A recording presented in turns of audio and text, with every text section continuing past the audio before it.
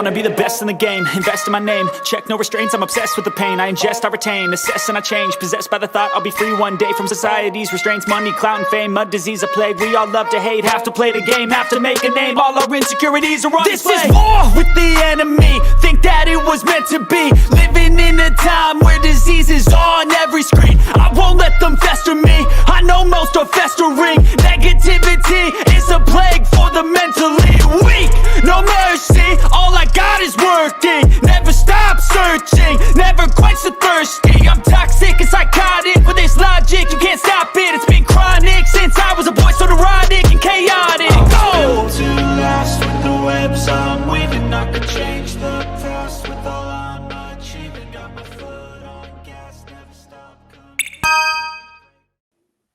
Hey, good afternoon. Well, no, it's actually still morning. I mean, it isn't even noon yet. But thank you so much, guys, for coming out, hanging out with me here. I'm going to be doing some artwork, doing some drawing. Meanwhile, you guys can check out the little announcement down here. Got a Black Friday going for you guys on this beautiful white Christmas holiday. Where's the brown? You know? Can the brown get a little love in here? You know what I mean? Can we get a little, like, you know, brown tamales or something? You know, I mean, I don't know. I'm going to have tamales. I didn't have tamales on Thanksgiving. I went over to both of my families, both my in-laws and both my biological family. You know, I went to go hang out with my sister who was hosting Thanksgiving this year. She did an incredible job. Unfortunately, we've lost our mother this month. So my sister has taken over and she did an incredible job and we were super impressed. But there were no tamales, not one tamale. Can you believe that? So I go over to my in-laws who are Dominican Cuban, and my mother-in-law makes the best food ever. And she's a beautiful Dominican woman, beautiful. And my sister-in-law, of course, very, very attractive. My wife, I'm very lucky and blessed. If you guys know Anna Havana, because, you know, she's half Cuban. She's beautiful, beautiful, beautiful woman. I mean, I don't know how I ended up with a woman so beautiful, but, and so sweet. No tamales, man. You know, I'm going to get me some tamales this Christmas. I hope you guys do too. You know, they are awesome. You guys got to have them. Electric Pen Media says, hey, what's up, Jimmy? Man, I love your pencil set. Wow, thank you. I really appreciate it. The pencil set's still not complete yet. So if anybody's about to come take a look and you guys are wondering, well, what is this pencil set that everybody's talking about? It's getting really, really good ratings. And I'm having a Black Friday sale on this pencil set. And it's not complete yet. I'm still adding videos. I'm still filming video. I'm going to show you guys a video instruction on how to install the brushes, what you can do with these brushes. There's a wide range variety that you can do with the brushes. The brushes you're going to watch me draw with today are brushes that I've created. There isn't anything else out there that I could find. And I purchased, you know, quite a few brushes out there trying to find pencils that felt like traditional pencils. I honestly couldn't find anything out there that felt like the pencils I used when I was creating a comic book traditionally, you know. And if you're like me and you're going from traditional to digital, or you jump back and forth like I do, and, you know, saying, you know, well, these digital pencils, you know, don't feel traditional. They don't feel like real pencils. Well, then look no further, because I had that same problem. So I created my own set here. But, you know, it's on a Black Friday deal and you guys are getting a huge discount. My kits used to cost $25 for you guys that, you know, the OGs, you guys that have bought my sets, know that it was at $25. Those of you guys that came in, you know, and have seen my sets from the beginning know that I have never done a sale or a Black Friday deal. And I just thought this year, you know, was a rough year for everybody, you know, and there's a lot of starving artists. We are all starting our artists, even myself. You know, so I thought, you know, why not? You know, let's mark the price down. You know, I've made some money off this already. So the more customers I get, the lower I can bring the price down. So I thought, let's just do it. Let's just do a Black Friday. Do it for $10. $10? Are you insane? it's wacky Wednesday with you know, with Jam and Jimmy, you know, all that crazy infomercial stuff from the 80s. And I'll get that little, you know, that blow up thing that just goes around like that, you know, and we'll do some crazy stuff, and I'll dress up like a clown and be, you know, no, none of that, you know, it costs money. So you know, I can keep it cheaper by, you know, just hey, here it is, man, $10. You want it? Go get it. That's it. That's all the advertisement you get, guys. So anyway, that's the set there. I'm gonna film a couple of videos. So if you guys want to have like a couple of you know, instructional videos with it, they will. I'm gonna add these videos, and whenever I add anything, it's gonna be free. I'm gonna add stuff absolutely for free to the kit, and I have an inking kit that I didn't show here. I apologize. The inking kit is been around for about 6 years now, and it's doing incredible. It's my peers. Most of my customers are professional artists like myself. So all of my peers, not all of my peers, but most of my peers that are digital have gone out and bought my set. And you know, people that are outside of the comic book industry have also buy this stuff. I was surprised at how many video game conceptual artists and people in storyboards and just different art industries have bought my pencil set and my inking set. So it's like, I was really impressed with that. I thought, wow, that was really cool. But so the inking kit here, it's been on for about 6 years, but I still update it. I update it just about every year because I'm not completely satisfied with my pens until I can get them at 100% to feel exactly like traditional tools. So as I'm working, and each time I get a new project and I go, oh, I've got to, you know, tweak the pen for this or create a new pen for that. Anytime I do that and I create new pens, I just throw them in that set, and you guys get them for free. And in fact, there is going to be a new pen. I just created a new pen for this book I'm working on, my new creator-owned book called Darklanders. That's right. I'm going to say it like that so you guys remember. Darklanders. So it'll stick in your head now. You guys will be hanging out with your family, doing some Christmas shopping, and your mom's going to be like, where do you want to eat? And you're just going to say, Darklanders. You're like, whoa, what? Huh? Sorry. I've been watching this video with Jimmy. Oh, that's not my brush, by the way. I'm in the wrong set here. Where the heck did I move my brush to? Let's go to I always put the stuff that those are other brushes. I try out a bunch of brushes too to see what people is doing, but then they don't really work. And I buy a bunch of brushes and they don't go anywhere I can use them. Here it is, my tonal hatching. I got to organize my own brushes here in my set. But so here's my brush that I like to do. I'm a big fan of Richard Bennett, and I'm in anime, right? Like manga. No, I shouldn't say anime, manga. I like anime a lot, but I don't read a whole lot of manga, but I do like I do like a few manga artists. And so I like this tonal hatching that you could do based on the pressure and how much it responds to pressure. And if you continue, you know, you can darken it up. I can use this in certain areas, you know, to get really creative. There's certain areas where I will use this tone, that I'm going to use this tone within this book to create a much more of a darker mood for this horror Western. And I want to have more value and create different gray tones. And I don't want to take forever doing these cross hatching, but I don't want my cross hatching to look digital. So these are just like certain background areas. I like to create little backgrounds, and I like to do little fancy stuff with my brushes. I like to add in little extra, like little shapes I can cut into it. I like to put little specks in there to roughen it up, make all these different textures. A lot of things you can do with it. And I'm not, you know, saying that this is the only stuff you can do with it. What's amazing is that you guys out there have bought my brush set, have sent me back like video clips, or you guys have sent me, you know, JPEGs or whatever of your the artwork that you've created with it. And the stuff that you guys are doing with this, I just go, oh my God, I when I created the brush, I had no idea. That's so great. You guys are thinking out of the box. I just go, wow, I didn't realize there was so much you could do with this, and you can even cut into it with the same exact take the same exact tonal brush that I've created.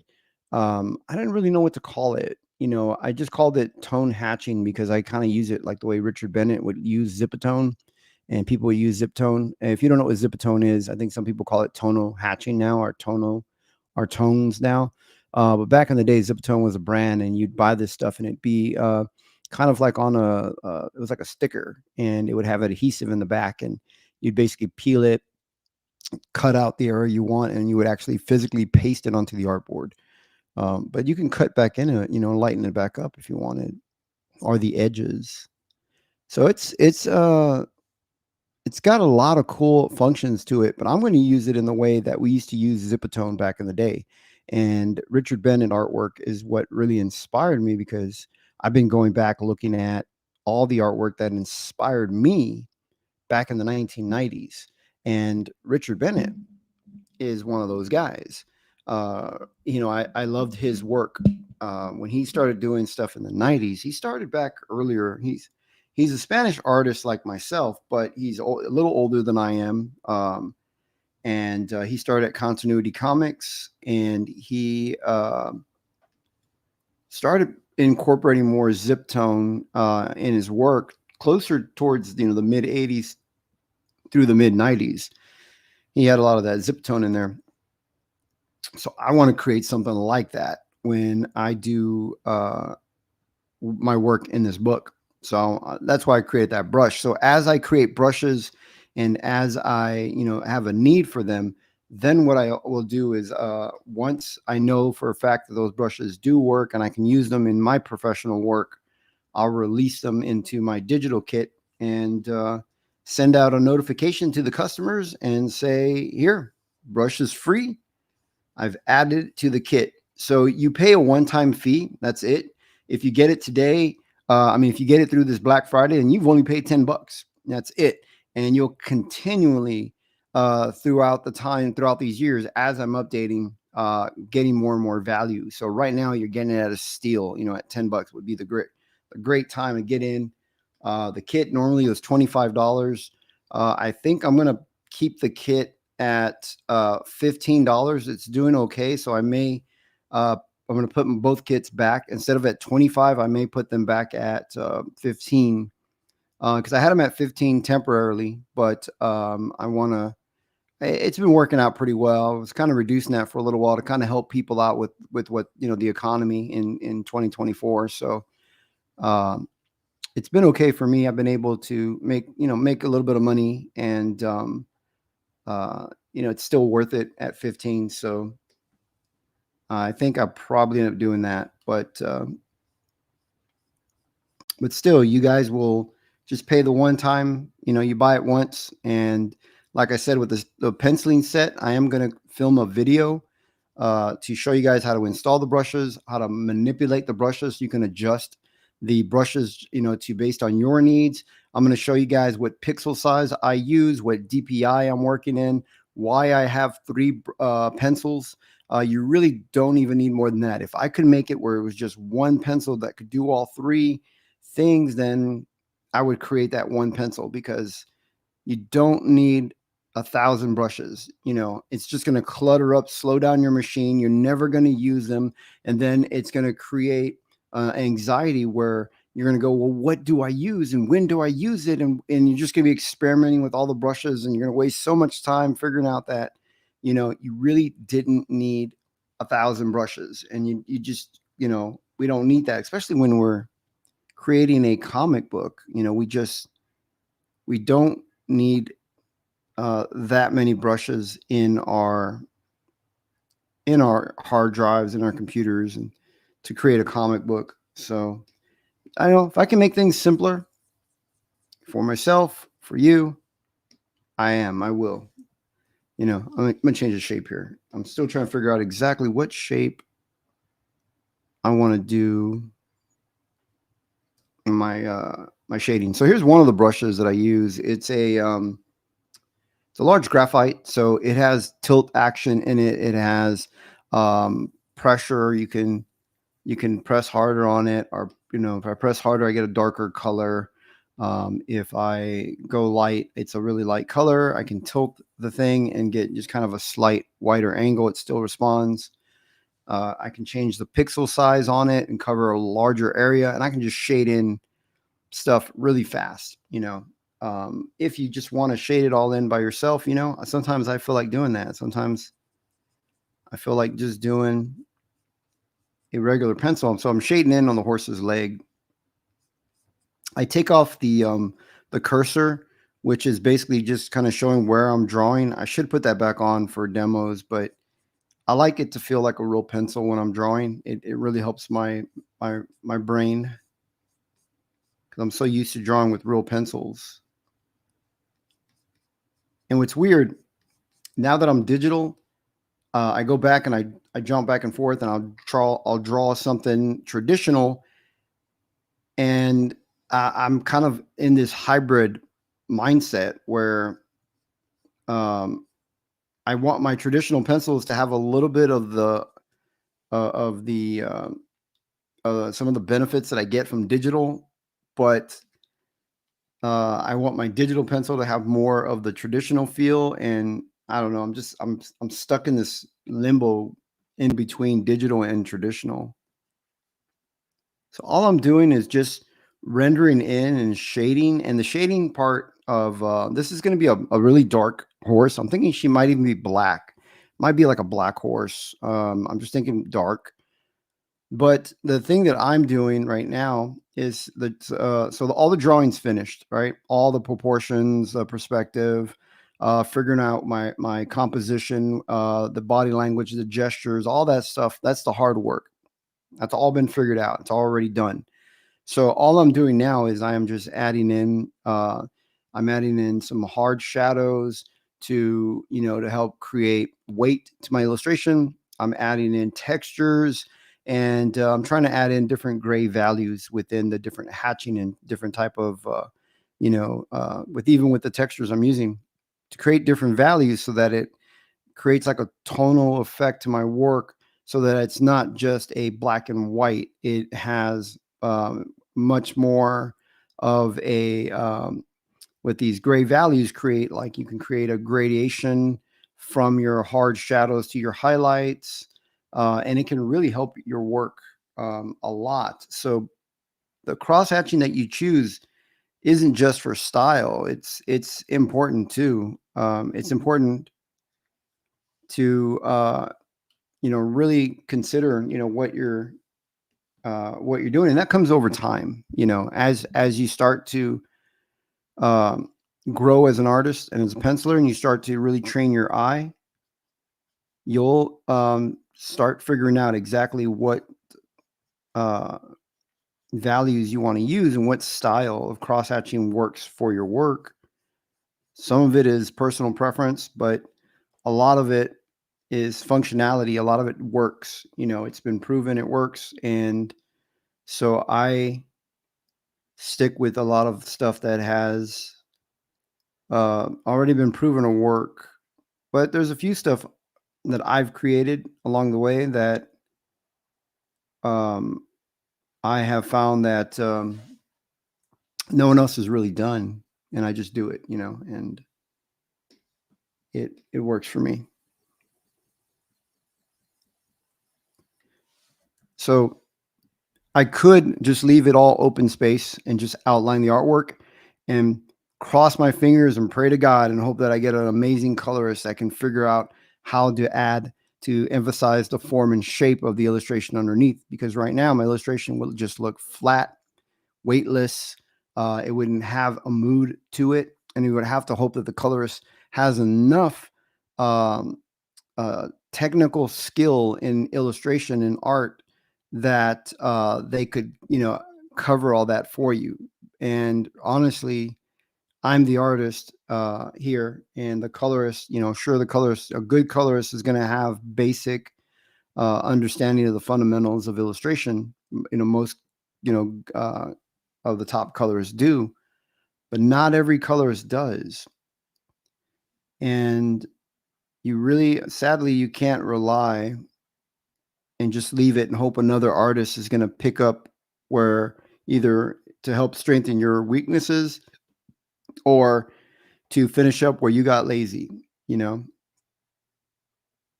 you can't, sometimes pencilers would just kind of scribble stuff and then just hoping that an inker is going to come in and fix it for them. There's only so much that can be done if your illustration, for one, if your illustration isn't good. If it's bad, there's really not much you can do in the inking phase or coloring phase to really fix it. And two, if it is a good illustration and you leave it open and you are expecting another artist to come in and have that skill when they don't have it, they can really destroy your work. So really understanding, figuring out, taking the time to learn to render. Rendering is not hard at all. It's really easy. You really you shouldn't be scared of it. I hear a lot of artists saying, well, they're not comfortable with the rendering and shading. And I think it blows my mind. I just go, that was the easiest part for me to learn, so I know we all learn different paces and different things. But for me, it blows my mind, it's like, how can you not figure out rendering? That's the easiest part. The hardest part is learning anatomy and learning perspective and learning how to do loose gestural drawings and to learn to, really give your characters emotions and stuff like that. That to me was hard. But we all learn at different paces and different phases.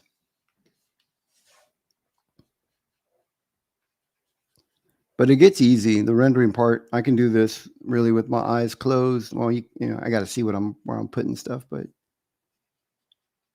more or less, honestly, you could do it with your eyes closed because you draw with your brain.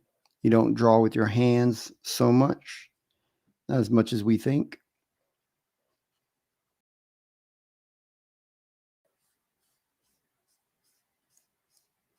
So these are going to be some moody trees in here, because they can't be happy because that's copyright, I think, or trademark. I don't know. I don't think you could say I'm working on happy trees because you might get struck down there. So these trees are melancholy. I don't know. It's a dark horror, These things are frightful trees. They're scary. And the gaming mechanic, man, it's a good question. Do you ever worry that you may lose your progress working digital, or do you have backups saved? Yes. I say, because it is digital, these are all zeros and ones and zeros. Always back up your work. Now, the thing for me is, some people may not agree just because we have hardcore enthusiasts, but this is why I use a Mac. Mac's the Apple operating system, because the operating system is created in-house by Apple, and they create the hardware and the software. It has almost never crashed on me. I've been with Mac Apple computers since 1980, 89, around there. Right before 1990, I think. I got my first what was it, the Apple IIci, back in the late 80s. And I've never had any, I think I've had a computer in the over 30 years. The computer has crashed on me maybe about 4 times. I've had Apple computers crash about 4 times around there. And I use Clip Studio Paint. Clip Studio Paint is amazing. I've not had Clip Studio Paint crash on me yet. So, cross my fingers, knock on wood, kiss a toad, whatever superstitious thing you do. go slap your grandmother behind. I don't know, whatever good luck charm you've got, but it never it's never crashed on me. And it's a good program. It's not memory hungry or anything like that. Photoshop, sadly, I've lost so much work in Photoshop where I wasn't doing illustrations. I used to work and I've done things like I've been a t-shirt designer, I've been a web developer, and I've used Photoshop for many things. I've helped photographers manipulate photos and, correct, photos for photography, all the lighting and colors and skin tones and all that. So I've done so many different jobs, and Photoshop, because it's crashed hundreds of times. I honestly don't really like using Photoshop unless I have to. And I've heard it's gotten better. I have Photoshop. I mean, it's gotten a little better. It's still memory hungry, but it's gotten better. And Photoshop taught me always back up your work, always back it up. And so there's been a positive to having had Photoshop crash on me, hundreds of times, and that's not an exaggeration. I started using Photoshop in 93. I started with Illustrator. I think Illustrator came out in 89. That's what I used first. Photoshop followed maybe 1990. So maybe I started in 1990 with it. And that thing used to crash a lot. It's gotten a little better, but it's still a weird program. But so I have my own servers. I have external hard drives on my own network. I have servers on hard drives on a network, and they back up all my work that I do. I also have another hard drive that I will use to take all my Clip Studio work, and I put it onto that external hard drive. And I actually work off that hard drive. And I forget, it's an HDD hard drive, I think, or an SDD hard drive. I forget exactly which one. It was a little more costly. I think it's SDD or something like that. I forget. I'm not as technical. I mean, I focus on artwork, but since I've gone digital now, I've got to pay attention to all the specs and everything of the hard drives and the memory and what type of memory I'm using, what type of hard drive is the computer using. And so I try to get the good stuff, but it can be pretty pricey. So I get what I can afford, but the best that I can afford. But always back it up, man. That's a really good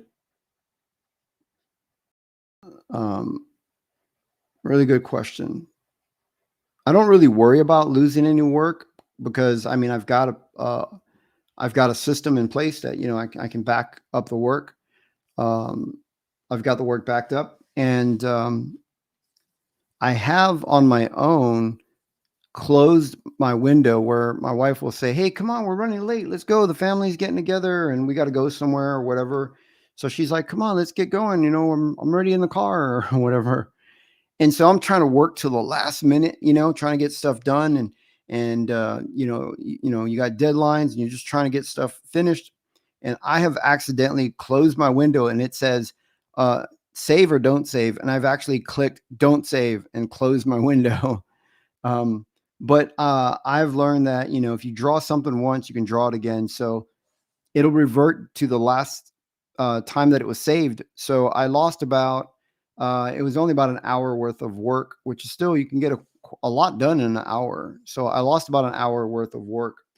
But in that situation, it wasn't too bad because when I came back and I redrew what I had drawn, what I had lost, that I had drawn within that hour, when I came back and redrew it a second time, my second version came out better because it was the second time I was drawing that thing. So whenever you draw something, you draw it over and over, you get better and better. Hello, Jimmy. How was your Thanksgiving? Man, thank you. I appreciate that. You know, my Thanksgiving was actually pretty good. Uh-oh, what did I do there? My Thanksgiving was actually pretty good. And I appreciate you asking. I My sister was the host this year.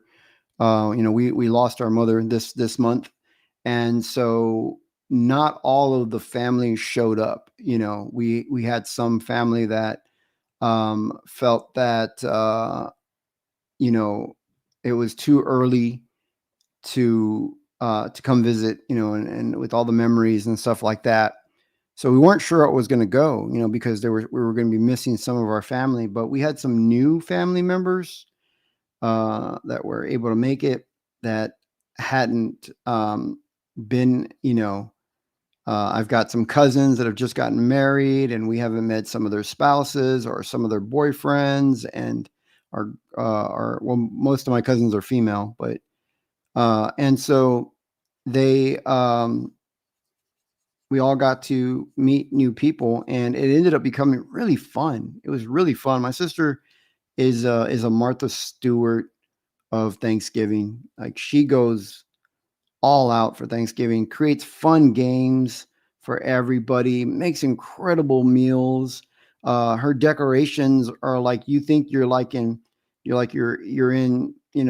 Santa's Santa's workshop from hell.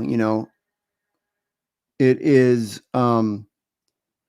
it's like, you ever seen that movie Elf? And like when he goes in, he decorates the department store, and it's just totally crazy. It's just, that's my sister. She'll go and create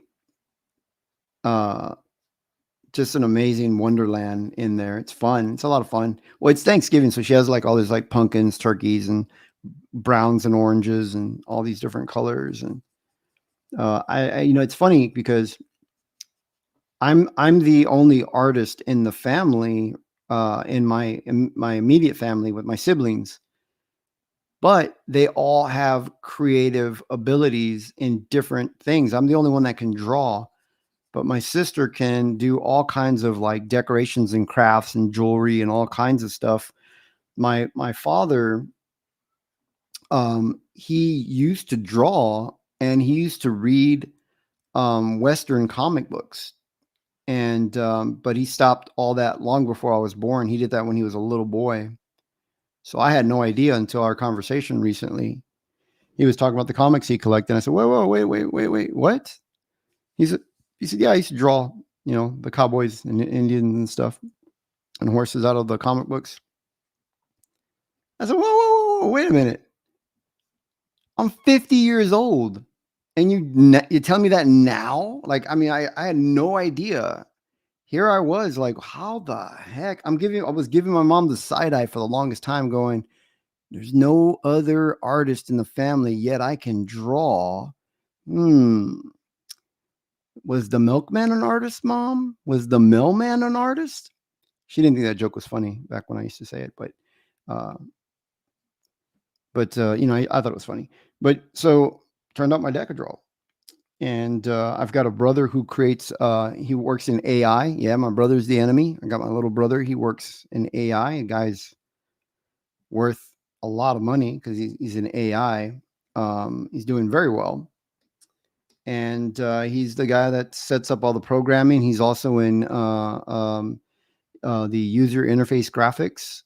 He also creates that he created the user interface graphics for Apple's computer, Apple's that visor glasses or whatever that you put on, that VR thing for Apple. He's the guy that created the graphics that you see in it. He's one of the main. He was the guy that oversaw the team.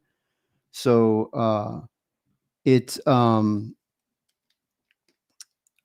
he's also creative, but nobody else really draws. And my son, he had the ability to draw, but he has no interest in it. My daughter is amazing. She can draw so well. She doesn't want to draw. I mean, she blows away most of us drawing right now. Like, I mean, I know I sound like a proud father and most of us exaggerate, but I'm not. My daughter is a literal genius. She's a beautiful, beautiful young woman, right? She's in her mid 20s, beautiful. She could be a model. I mean, she's just beautiful. We've been told our entire life since she was a kid she could model, and she did. She did some modeling for a while when she was younger, but she got to be in a couple of advertisements and stuff like that when she was young, and she's still very, very beautiful. And she is a literal genius. She's like a Sheldon Cooper off The Big Bang Theory, and she can draw. She can just see it, and she can, like, she sees stuff, she can copy it and do it even better than most artists. But she has no interest in it. She doesn't want to draw. And oh man, that broke my heart. You know, neither one of my two children want to draw. But my brother, that's in the creating in AI and user interface graphics, his daughter wants to draw comic books. She's drawing every day. She's only 16 and doing incredible work. I mean, she's right on my coattails. If you guys think I draw good, I mean, I could draw. I started drawing at 18. I had never, like my daughter, I just picked up a pencil and I could do it. That's just, I don't know how my brain was able to do it. I could just one day, I mean, I didn't draw like kids do when they were kids. None of that stuff. Unfortunately, I mean, I didn't have a childhood. I'm a cancer survivor, so in and out of hospital, sick all the time. But when I was 18, I picked up a pencil for the first time and just started drawing, and I could do it. And I got professional work by age 19. It only took me about 6 to 8 months to get professional work. I don't know. I mean, it sounds like a brag, but I just, I found that there were very few other artists like Joe Madureira. I think Rob Liefeld was another one that I think he drew every day, I think since he was little. I know Joe Madureira he started drawing, I think at age 14 and got professional work when he was 16, something like that. And that's how it was for me too. But I just did it in 6, 8 months. I don't know how, but my granddaughter can draw, and she loves to draw, but she draws manga. But and that's okay. I'll find it in my heart to love her regardless of, but my niece, I think was the daughter I was supposed to, one of my lost daughters or something, right? And my granddaughter can draw. She's really good. She's still my granddaughter is only 10 years old or 11, and she draw better than a lot of artists that I see today. She's really good.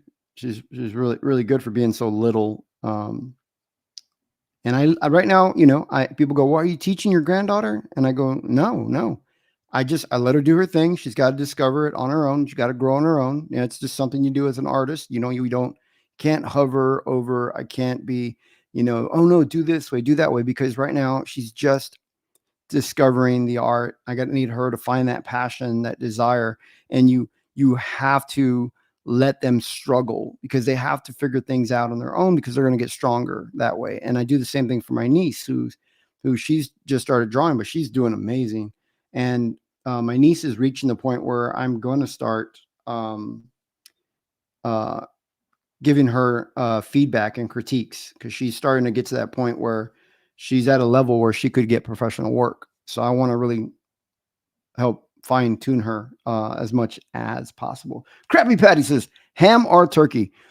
Dude, we are both ham and turkey family. Like, I mean, my sister goes all out, makes an incredible ham and incredible turkeys. This year, she used to split that with my mom. Like, my mom would make the ham and my sister would make the turkey. But since we don't have my mom anymore to make the ham, somebody else in the family picked it up and made a ham, and they did a really good job. It wasn't my mom's ham, but it was still, I was very, very grateful that somebody else took the time to make a ham. I don't know how to make a ham. I don't know how long it takes to make a ham. I just know how long it takes to eat the ham, but I do my part. That's all I know. I'm good at my part. My part is eating the food. They make it. I eat it. Uh, and I won't let them down. I'll always do my part. But yeah, it was both. We do ham and turkey. Darmic says, Apple, not really my thing. Though I wish Procreate is available outside of those devices. Honestly, I mean, well, Procreate, you can print from it, but it's not really set up for publication that well, because of the type of color profiles. If you do any color work in Procreate, the color profiles aren't that great. The line work that you create in Procreate, it isn't set up to look quite traditional. So a lot of it will look digital still, even though it'll print clear. So there's still some things within Procreate why I choose not to use Procreate myself. I'd rather encourage people to go to Clip Studio Paint because it is designed, for professional work, specifically for illustration, for sequential art, either, if you're a mangaka in Japan, or if you're an illustrator in the US, or you're a cartoonist in the US, Clip Studio Paint is designed specifically for us. So with us in mind, with the intention of publication of print. So it's got a lot of really good things going on inside of Clip Studio Paint, and it's unlimited. What you could do with it. It's so highly customizable. It's versatile. The workspaces, you can move and customize the interface to make a comfortable workspace, whether you're an illustrator, you're a cartoonist, or if you're a painter, all that stuff. So Clip Studio Paint is honestly the professional tool. If you're going to do this professionally, I'd encourage you to go Clip Studio Paint. Now, I realize that not everybody, can afford it's preferably would use it on a Cintiq or Huion or an XP Pen tablet, some kind of tablet, and it is going subscription based. So it's not as inexpensive as Procreate, where you can just get an iPad and get Procreate app and work on that. But and technology will soon hopefully catch up where those things can be have much more of print friendly. Because when you start to work with a printer, once you go professional and you're working for print and you're dealing with printers, you'll start to understand and go, oh my God, yeah, I can't do this in Procreate. Can't do this on my iPad. You can prep your work there, but then you still have to take it over and get it ready for publication, either in Photoshop, and you have to lay it out in InDesign. So might as well just do it in, Clip Studio Paint, save you the time, and that's why, I really highly recommend Clip Studio Paint, to use it. But and if you use, I'm not one of those Apple users that says, oh my God, you heathens using Windows. If you want to use Windows, use Windows. I don't really know anything about Windows. I've never used Windows outside of, I was a web developer for a banking institution, and I had to write all my code on a PC because they were all PC back then, for the web design stuff that we were doing. So I had to do all that on a PC, and I hated it. I could not find my way around. It's like if you're driven Chevy your entire life, and suddenly you're given a Volvo, and you're like, oh my God, what are the Swedish thinking? But Volvo is a great car. Windows could be a great operating system. I don't know. But I like Apple because of the fact that there's not very many hackers on Apple. There's not a lot of virus on Apple. It doesn't crash. It hasn't crashed on me. Like I said, Apple crashed on me maybe 4 times in over 30 years on the, the operating system. And the new operating systems now, they're much more Unix based. So it's so much better than what they had, those DOS based back when they were the classic, versions, the operating system 7 through 9. And then when they went to system 10, that went into more of a Unix based operating system, which has been pretty good. I don't know if I like this tree. Let me look at my tree. Now I'm going to change it. I don't know. I'm like, nope. Let's change it up. I'm going to just keep a little bit of it, but I'm gonna redo it. I'm a big believer of redraw. You know, I mean, I'm digital, and sometimes I'll move stuff and tweak it and change the shape and try. But really, be honest, a lot of times when I do that, I still end up redrawing. So I just go, redraw it. You know, but I'm not against tweaking some stuff digital, because that's the whole point of digital, is to speed things up, take advantage of it. You know, Krabby Patty says, that's talent right there. Oh, thank you. If you're talking about me, thank you very much. I'm you know, my granddaughters are my daughter and my niece. They're all, and it's strange. None of the boys ended up with, you know, it's like this new generation. Well, we've had all girls, this new generation, and they've all are very talented, and they're getting really good. I mean, my niece honestly is one of the female artists. Like, we joke around on the show Kings. We will joke around and say, you know, female draw women artists, you know, like like the women driver joke. You know, it's basically the equivalent to women drivers, right? Which is just, it's a stereotype, and it's a joke.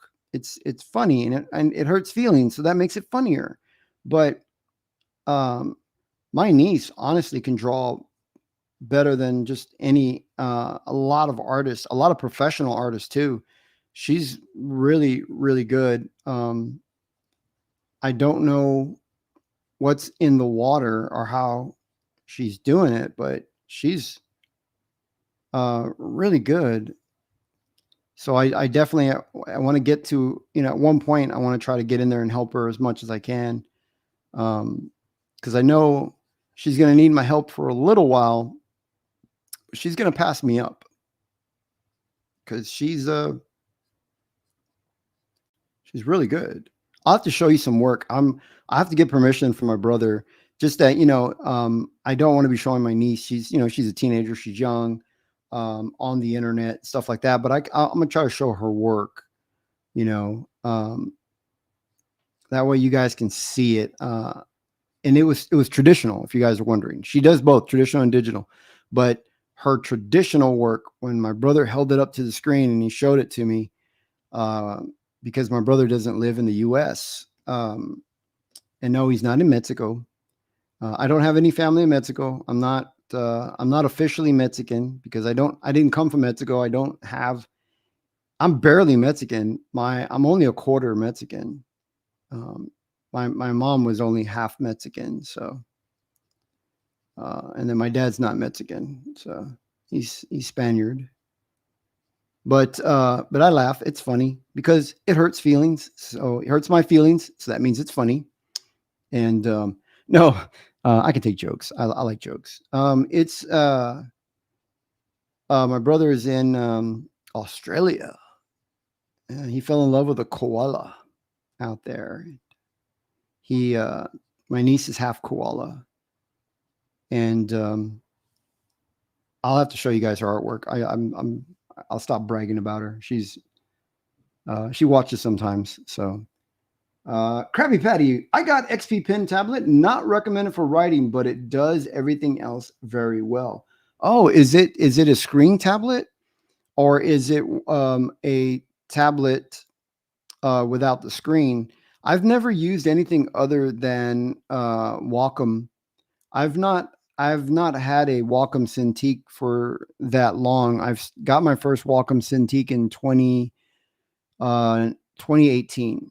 I got a very small Wacom Cintiq, the 16. And then it wasn't until later that I was able to afford the one that I've got now. I've got the 24-inch Pro, and I have it on the Flex arm, and I'm really very, very grateful for the setup that I have. I'll have to show you guys a video tour of my studio. And it's got a lot of professional equipment in here that I've only been able to get it because of the freelance work that I was doing. I was an inker, and I did a lot of inking to pay for this stuff. And I'm very, very grateful for the work that I got, because I knew I wanted to go digital. So I started to prep and prepare to go digital. I was still inking away traditionally, taking on every project that I could, saving all that money from every penny that I could. And I eventually was able to afford this tablet. And this tablet, to me, they're expensive. It's like $2,100 for the tablet. It's like $600 for the flex arm. I bought an extra pin tips, the extra pin stand, the gloves, and I got all that stuff, and it ended up being about $3,000, which goes as a tax write-off. But so if you're doing it professionally and you're able to use it, to your work will pay for it, and you can use it as tax write-off, it makes sense.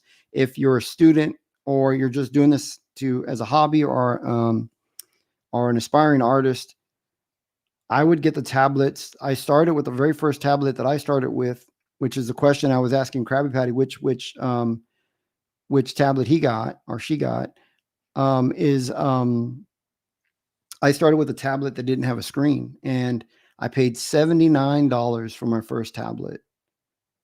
And I started learning digital that way, and I used it for quite a while. And then I ended up getting the Intuos 4 Pro version, which was a bigger tablet, no screen.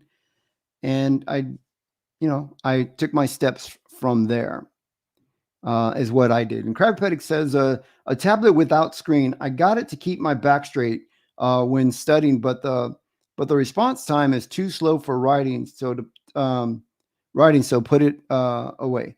Oh, so one of the points Krabby Patty made there is that those tablets are great for ergonomic wise, right? Because your tablet goes down on the ground, just like, and the type of tablets are kind of like if you have a trackpad.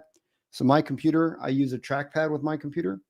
I don't use a mouse because I want to, because using a mouse, if you have your hand like this, you can develop carpal tunnel. So I like the trackpad to keep my fingers open. You need to extend those tendons, right? So we want to use our hands. We don't want carpal tunnel. But I'm just saying this is what, talking with doctors and stuff, you want to do this. So I use a trackpad. But so basically the kind of tablets is without a screen, and you would use a pin like this, and you would have it where your mouse would be or in front of your computer, and you would look up at your screen. You look up at the screen. And those honestly are awesome. I bought the Cintiq with the screen, the Cintiq 16 with the screen. It was 16 inches with the screen, 14-inch viewable area. What I did was I put it flat. I didn't use the screen, and I looked up on I have a 5K monitor. So I look up at my 5K monitor, and my neck and back never ached or hurt. I always, looked up at the screen. Now that I'm using a Cintiq, the reason I splurged on the flex arm is because when I started with the Cintiq, I was just using the little stand, the little legs, and I was hunched over, and my neck hurts, and it still hurts a little. I'm not as comfortable as when with one of the tablets like Krabby Patty has, or that I used to have.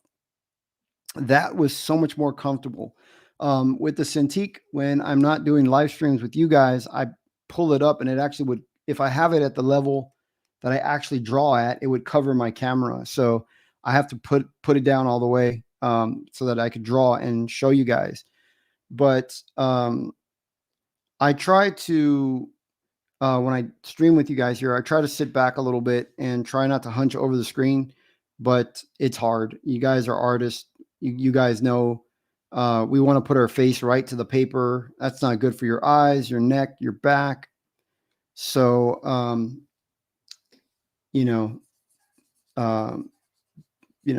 plus benefits and, positive negatives with having the Cintiq. So if you don't have a Cintiq and you have one of those tablets, honestly, sure, there's some benefits to drawing directly on the screen, but is it better for your neck and your back, and your health is what's most important. So honestly, if you don't have one, you may not even need it. Honestly, just get one of those tablets, save money, keep your health, you know, um, because I go to the chiropractor because I do get neck pain, and I do this sometimes when I'm drawing. I bring my shoulders up, and my chiropractor's like, "You need to remember to drop those shoulders." So he's giving me exercises to pull, stretch those muscles out while I'm drawing. I have to do these little exercises. You got to remember to sit and drop my shoulders and sit there like this, pulling my shoulders down, keeping my neck straight, level. I got to do all these dumb little exercises that whenever my wife walks in on me, and I'm doing these crazy exercises, she just kind of laughs and giggles, but she knows what they're for. But so yeah, you know, it's not always the having the fanciest equipment that's going to make you a better artist. Your imagination is going to make you a better artist, But with that said, you do want good tools. So if you need good tools, you need to have stuff that really works, and this brush set designed by a professional for professionals, and many professionals have bought my inking kit. Many of them, my peers, all buy the penciling set. It's getting great reviews. Everybody's giving 5s, a few 4s on there. But that's just probably because I haven't uploaded the videos yet, that the instructional videos for it. But it's still I'm still adding stuff to these kits, so your value grows. Like right now, you can get it. The regular price was $25.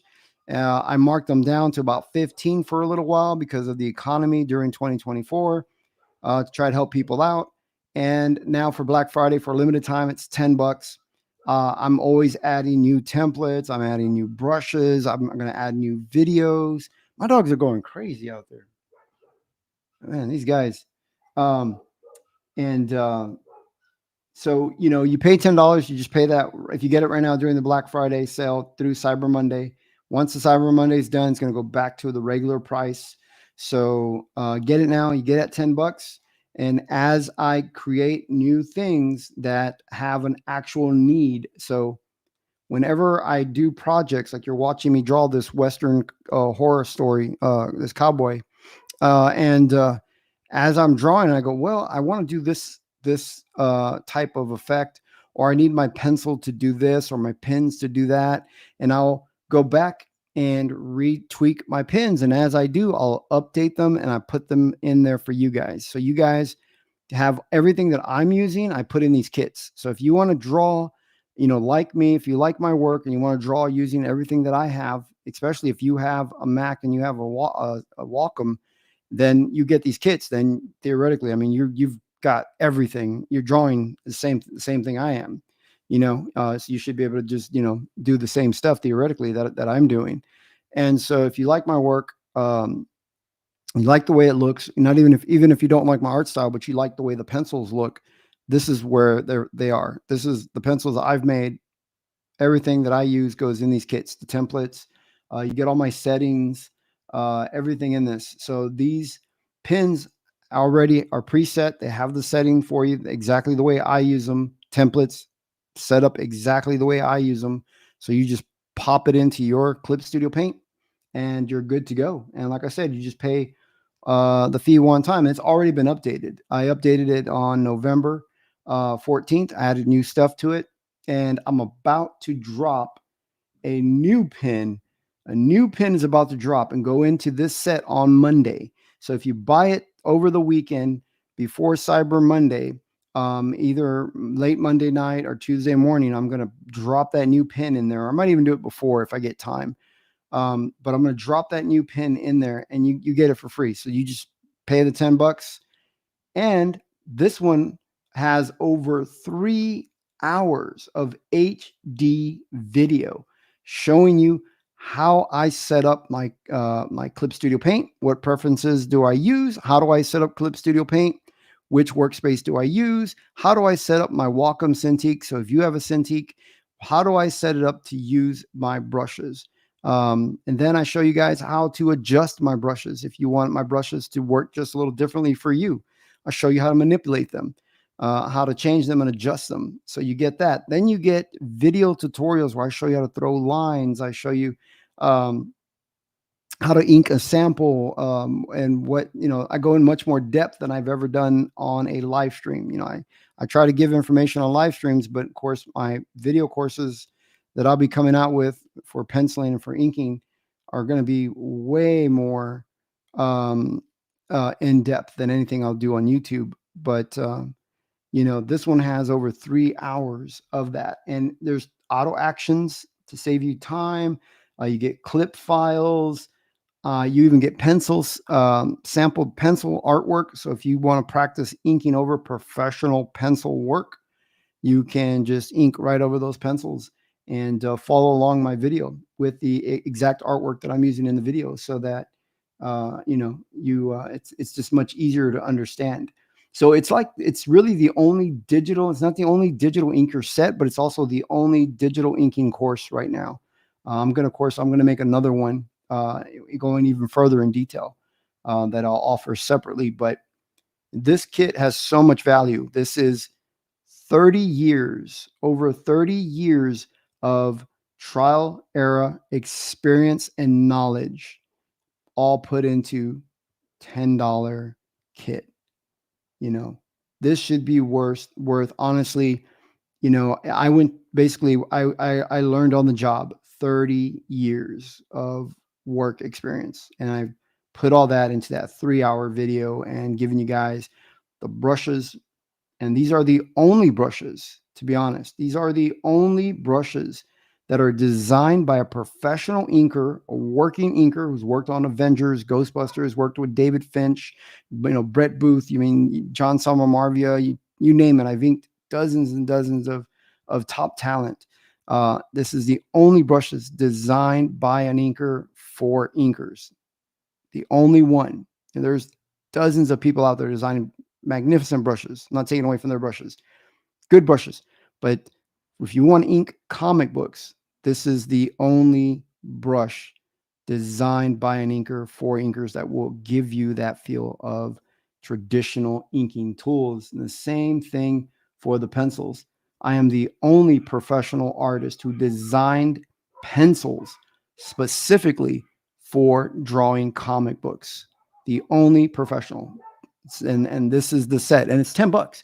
My dogs are going crazy out there. So just wanted to share that with you guys, just to kind of let you guys know as to these aren't, if you're on the fence, these aren't just, sets that are out there like all the others. What separates my set from others? Why have big name artists in the industry that are doing digital work? Why do they buy my brushes? Why do these top talents that are working for Marvel, DC, big names out there, why do they buy my brushes? Because they know, the quality work and the level, and they it's a no-brainer for them when they see it. They go, whoa, this is a really good, excellent brush. I've gotten 5 stars on the digital inking kit. It's on the penciling kit's new. I'm getting mostly 5 stars on it. I got one 4-star, but that's okay. I aim to, I know that my kits, it's good. It's a good kit. It's getting better, just to kind of help you guys on that, if you're trying to figure out if it's worth the $10, I will tell you it is well beyond the value of $10, and it will not be $10 for very long, and it will probably never go back to $10 again. So grab it now and take advantage of it now, especially if you are wanting to become a professional, you're working to become a professional, then you are worth that investment. You have to decide for yourself. I can't tell you. I mean, I know I just said you're worth it, but that's how I feel. It's my opinion. But you have to ask yourself, am I worth a $10 investment? Is my future worth a $10 investment?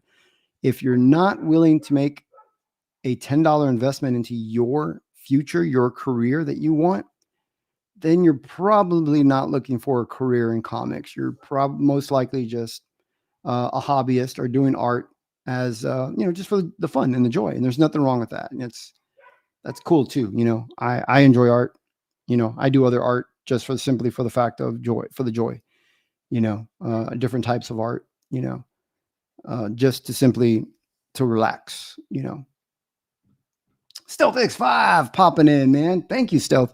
I really appreciate that, man. You know, you pop in every time I do a live stream. You do a donation of $2, and he always says hello. You know, he's always popping in like hello.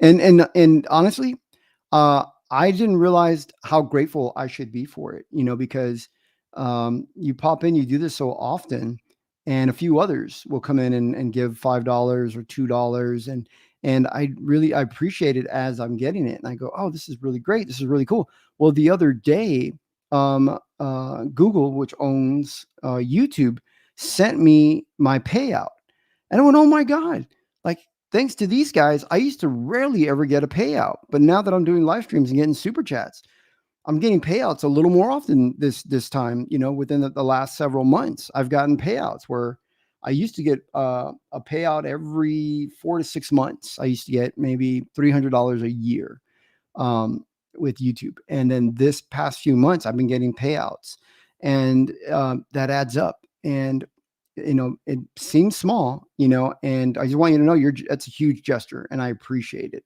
I really do, because so many of you guys, you know, just giving that little bit, it helps, because I want to still do more traditional work. I want to show you guys how to ink traditionally and try to offer as much free stuff, you know, and it costs money to buy the supplies for traditional when I'm not doing traditional work anymore. Lately, I haven't been doing any professional traditional. I've been doing all digital. So it doesn't make sense for me to keep buying those supplies that are, you know, a brush is like $26 for just one brush. My quills for a box is about $18 to $22 for a box of 12 nibs. Gets expensive. So if I'm just doing it for demonstrations, and if there's no money, it doesn't make sense. But because of your generosity, you know, with Stealth X5 and the gaming mechanic has done it. You know, many others pop in here and do that. Darmix does it. Many of you guys, you know, that you guys that do that, that money goes towards that. So that's why I have a camera now set up on my traditional artboard that I can show you guys, and I can draw traditionally. I can do inking with a quill, inking with a brush, and I'm gonna do a few more demos because of your generosity. I'm able now. I can afford that, and hopefully I can continue that with your generosity, because YouTube like this, it's completely viewer supported. It's, you know, everything I do is basically, you know, when I crowdfund and I create this comic book I'm working on, it's backer supported. YouTube is completely viewer supported. Even you guys watching right now, just click the like button for me or leave a comment. That really, really helps. That really helps YouTube put me in front of others.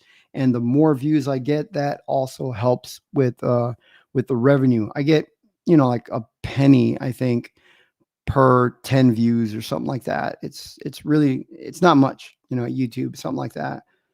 And or it's based now solely on the advertisements they put. I think I get like a penny per commercial they put on my that you guys see and watch on my channel. So it's not much, but it helps. So clicking the like button, I really appreciate that. It allows me to be able to do stuff like this more often, where you guys can sit and watch as I'm drawing. You can see artwork being developed and created. I still don't like this tree. Do you guys like this tree? I'm gonna go my old fashioned way with the tree. I've been fighting, trying to do a different texture on this tree. I'm gonna do my thing on this tree. Here we go. I've decided I don't like that texture on my tree. So here we go. That's what I like about digital, is I can just change it right up.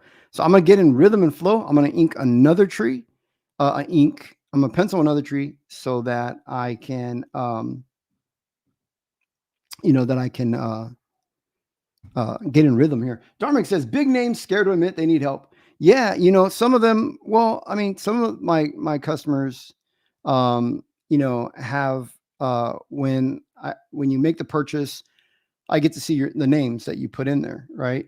and I get to see who purchases. So and so purchased your brush set. I get to see all my customers, and big names have come in. The only guys that have given me permission to say they've purchased it, which was David Finch. David Finch purchased my sets. He doesn't do digital all that often, but he does do digital every now and then. He's done it in the past, so he wanted a brush set by a professional, and so he bought my brush set. He's an actual customer. He bought it. I told him, man, I called him up and said, man, I would have given it to you. Why did you just go and buy it? He said, no, he legitimately, he would have bought it even if he didn't know me. And I was like, wow, thank you. And the other one, the professional that gave me permission to say is an inker named Chuck Gibson. Chuck Gibson used to work at Wildstorm. He was an inker. He's inked Jim Lee. He's inked. He was over Brett Booth. He was Brett Booth's inker, and he is one of the guys, and he's got 30 years experience like me. He's actually been inking longer than I have. And he's got more work experience than I have, and yet he bought my brushes. And I was really impressed. I was like, wow, that was one of the guys who I used to follow. And there's many, many more. I mean, there's big names. Like, I mean, honestly, I wish I could say some of these other guys that have bought my brushes. But I don't know them personally, and I don't want to, go say, oh, they so-and-so bought my brush, because I don't know how they'll react. And they're big names in the industry. So if I upset them, I don't know. I mean, I could be burning a bridge to somebody who could potentially give me work, or if they say something negative about me, it could impact how people view me, because they've got influence in the industry. I mean, I'm talking big names. You guys think of big names, and I'm not exaggerating. But if I ever do get to talk to them, maybe I'll meet them at a convention, and maybe somehow I can bring it up in a conversation, like, hey, you ever do you do any digital? Yeah, you like digital? You know, say, oh, in fact, what kind of brushes do you use? Maybe lead them to the conversation and be like, what? Oh, that's my brush set. Wow, that's crazy. And be like, hey, do you think I could ever just share on my channel and just let people know that big name like you here, stroke their ego, be like, just a, art god like you, because these are big names, have bought them, and honestly, if I could use their names, it would help. It would really greatly be able to help. But a lot of times, big names, when they get to that point, they're used to being paid for everything, and probably wouldn't promote you without some kind of kickback or money. So, but if you get to know them as a friend a little bit, personable level, you might be able to just say, hey, could I just share, and just tell people, hey, so and so, and they might go, yeah. Worst thing is they would just say no. And that's all right.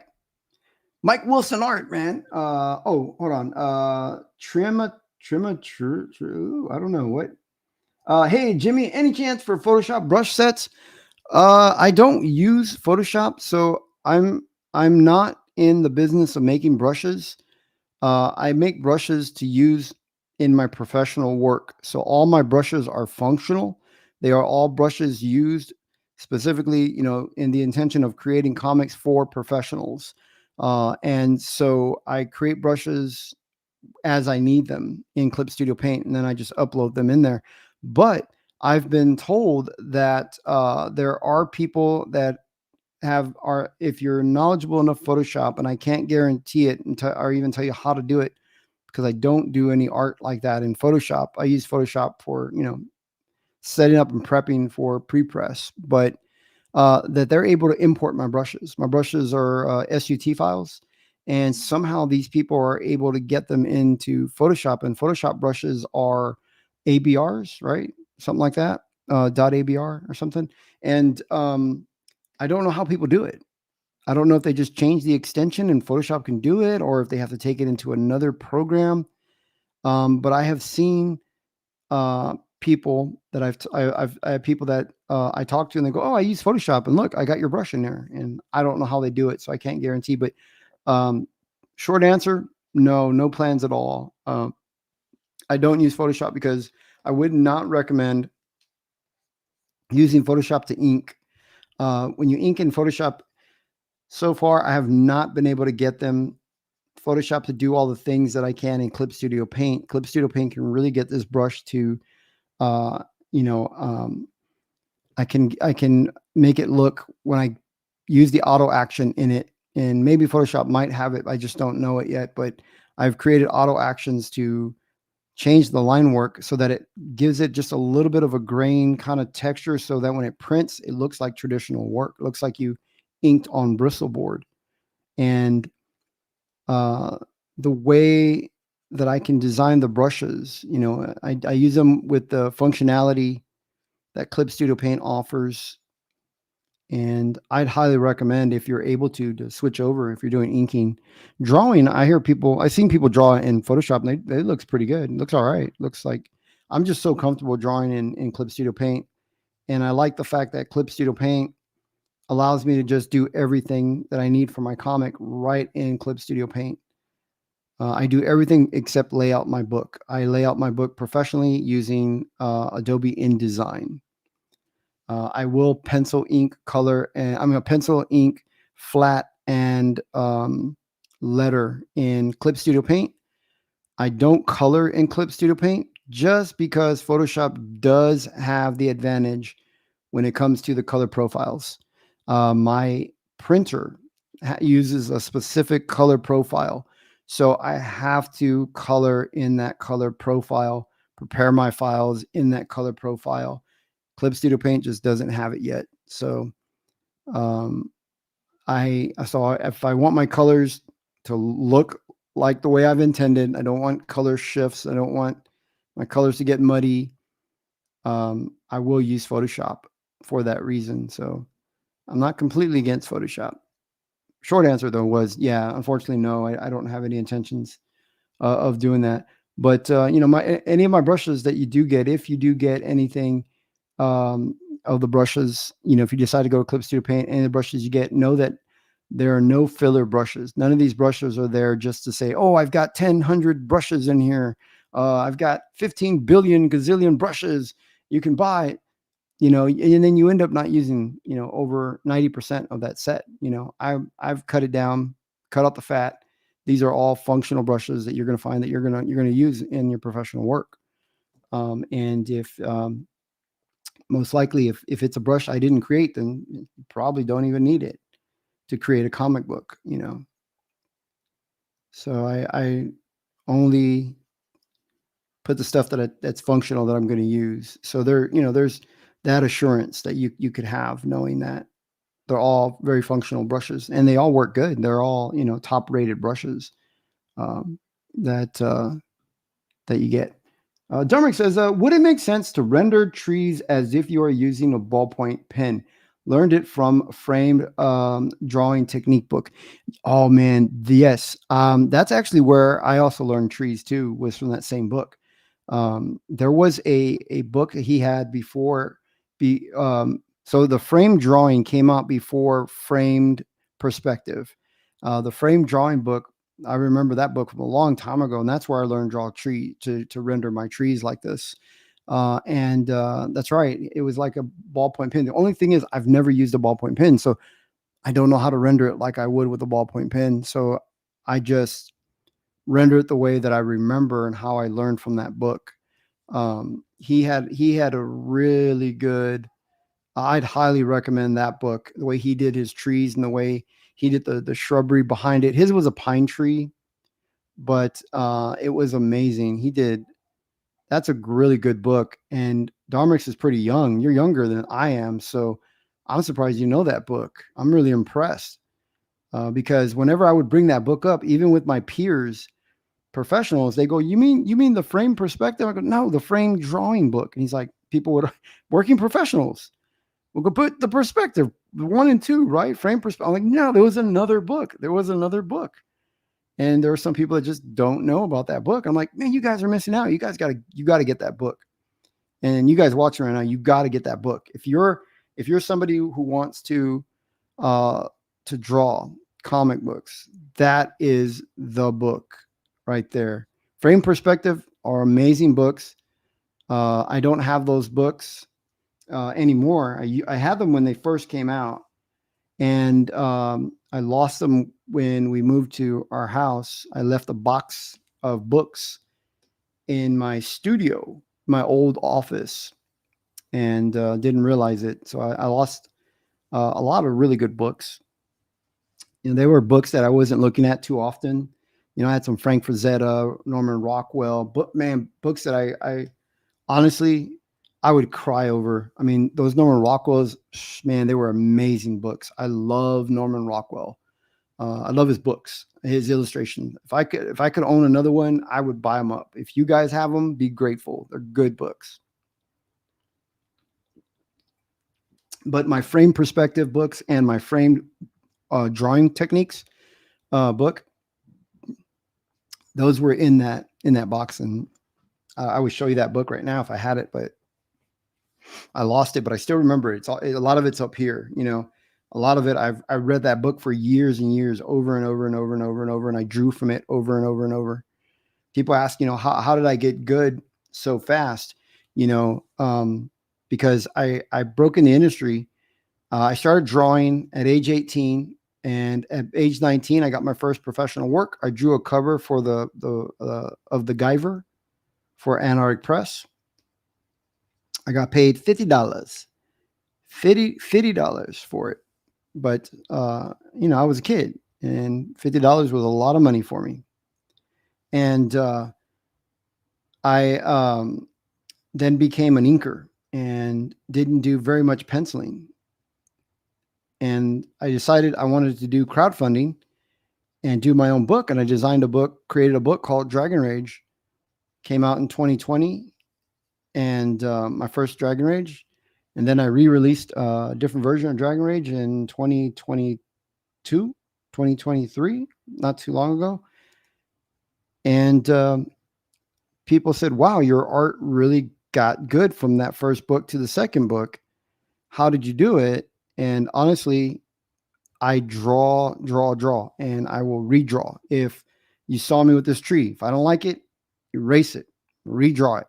If I don't like this cowboy, I drew him a couple of times. Took me a while to finally figure out how I wanted him to sit and have a little weight and turn his head. And, he's looking over at a cabin. So it took me a while to kind of figure out exactly, what I want to do, but I redrew it over and over and over, just draw it. And as I'm going through, and I draw this cowboy, it's a 32-page comic. It's a new comic I'm coming out with called Darklanders, and I'm going to release it in January. I finished all the rough pencils. All 32 pages of rough pencils are done. All the rough pencils of this 32-page comic are done. So all I'm going now is I'm going through and just rendering. So here's my tree I rendered in, just drawing the tree, the cowboy. And now that I've drawn horses and cowboys and drawing over and over, I could draw them in my sleep, dude. I mean, what was it? Maybe three live streams ago now, if you go back and you look, I showed you guys draw the horse from imagination and how I drew it. And I just sat there and I drew that horse. That's on the double page spread from imagination. I can draw wolves. I even showed you guys a wolf. There was a live stream. If you guys watch me regularly, there was a live stream where I drew a wolf, and I just drew him straight from imagination, So you draw things more and more, you get better and better. These are illustrations. This is for the cover, one of the covers for the book. And it is all inked with my pen set. So if you guys are wondering, like, what kind of line work can you achieve with my pen set, this is the type of line work that we could do. I mean, look at that wolf and everything. Just that type of rendering and things that you can achieve with it. And that's zoomed in. When I zoom in a little to kind of just show you guys. But if we zoom out, you see much more. You can see more detail, all the wood textures, all the fabric textures, the little shininess in her hair, and the rough much more coarse hair on the wolf, and just to kind of give him more of a wild, ragged kind of look. And if you were to see a wolf in the wild with that kind of rough, ragged hair, he might be sick. But in illustration, it just gives him adds to the character and the mood. It makes him look much more fierce. So those are all done with my pin set. And how I got better was to, whenever I face an obstacle, because I'm a new penciler. I haven't been penciling that long. And so for me, whenever I come up to something and I go, I don't know how I'm going to draw this, well, I keep going until I get it. Right. I will sit and draw for about 8 hours. I do get up, stretch my legs, every now and then, but I do sit there and keep going at it for about 8 hours. After 8 hours, if I can't get it, I go, all right, put it away, and I go watch a movie, go hang out with the wife, or we go to dinner, or we go for a walk or something. Come back, fresh perspective, fresh mind, and I go back at it. And that's usually when I go, oh, this is what I was doing wrong, and I can figure it out. But I never give up a drawing. I never go, oh, here's an abandoned drawing. I just couldn't figure it out, and I put it away, because then that's a challenge you lost. Don't give up. Don't lose. It's going to be tough at first, and you're going to struggle. I struggle. I was shocked to see Jim Lee struggle. I was shocked when I talked to David Finch, and he struggles on some stuff. It's like, oh my God, Dave Finch struggles in his artwork. It blew my mind. I remember, sitting there with him going, nah, you don't struggle. And he's like, oh yeah. Arthur Adams, I got to talk to Art Adams too. There were things he struggles with, and he's already, what is that? Adams in his 60s, 70s. And I was talking with him, I got to hang out with, sit with him. We were at the same table at a convention. So I was a professional right next to Arthur Adams, and it was so cool watching Art draw and getting to pick his brain. And so everybody struggles. We all do. But how it's how you react to those challenges. It's just like life, it's how you react. It depends on how you're going to grow, how much you're going to learn from that obstacle. You have to, don't give up, never give up, never surrender. If you guys are Galaxy Quest fans, I've ever seen that film. I was not a Star Trek fan until I saw Galaxy Quest. And then I said, what is this Star Trek they are making fun of? What is this? And I became a Star Trek fan. I say big Star Trek fan because, to me, it's more than I had intended to be. But there are fanatics out there that will attack me by saying, how dare thee say thy are a big, large Star Trek fan? Do you know this and this and this happened on this episode? I'm like, okay, I'm not as big I've got a life too, and a wife. So apparently I'm not going to know as much Star Trek trivia as you do. Single guy who eats potato chips with a bib alone on his lazy boy. Just kidding. I'm sure there are cool people out there, the cool Star Trek people. But yeah, just, don't give up on challenges. It's rough. I struggle too. I didn't know how to draw horses when I started drawing, and when I started drawing, but I like animals. I really do. And I pay attention to the physique, the anatomy, the movement of the animals. And now I'm really good at drawing animals. I'm comfortable at drawing women because I pay a lot of attention to the women, to the lady folk. They're beautiful. My wife, Anna Banana, her name's Anna Havana, but my granddaughter called her Anna Banana because she heard somebody's call her Anna Havana. And so that's kind of stuck now. I say it now because it's funny to me, because it hurts feelings. No, I'm just kidding.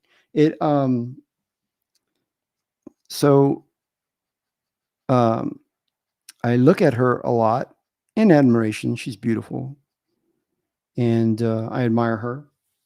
I study her. She's got great legs. Anna's. You guys have seen a lot of pictures of Anna, or seen her on the streams and stuff, but or some of you guys have seen her when we have an arcade in our house. When I say we have an arcade, we have an arcade. I've got. I mean, wow.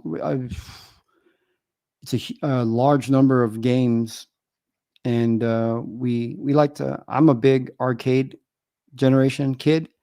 Anna's, Anna was born when arcades were going out, so she doesn't really remember arcades the way I do.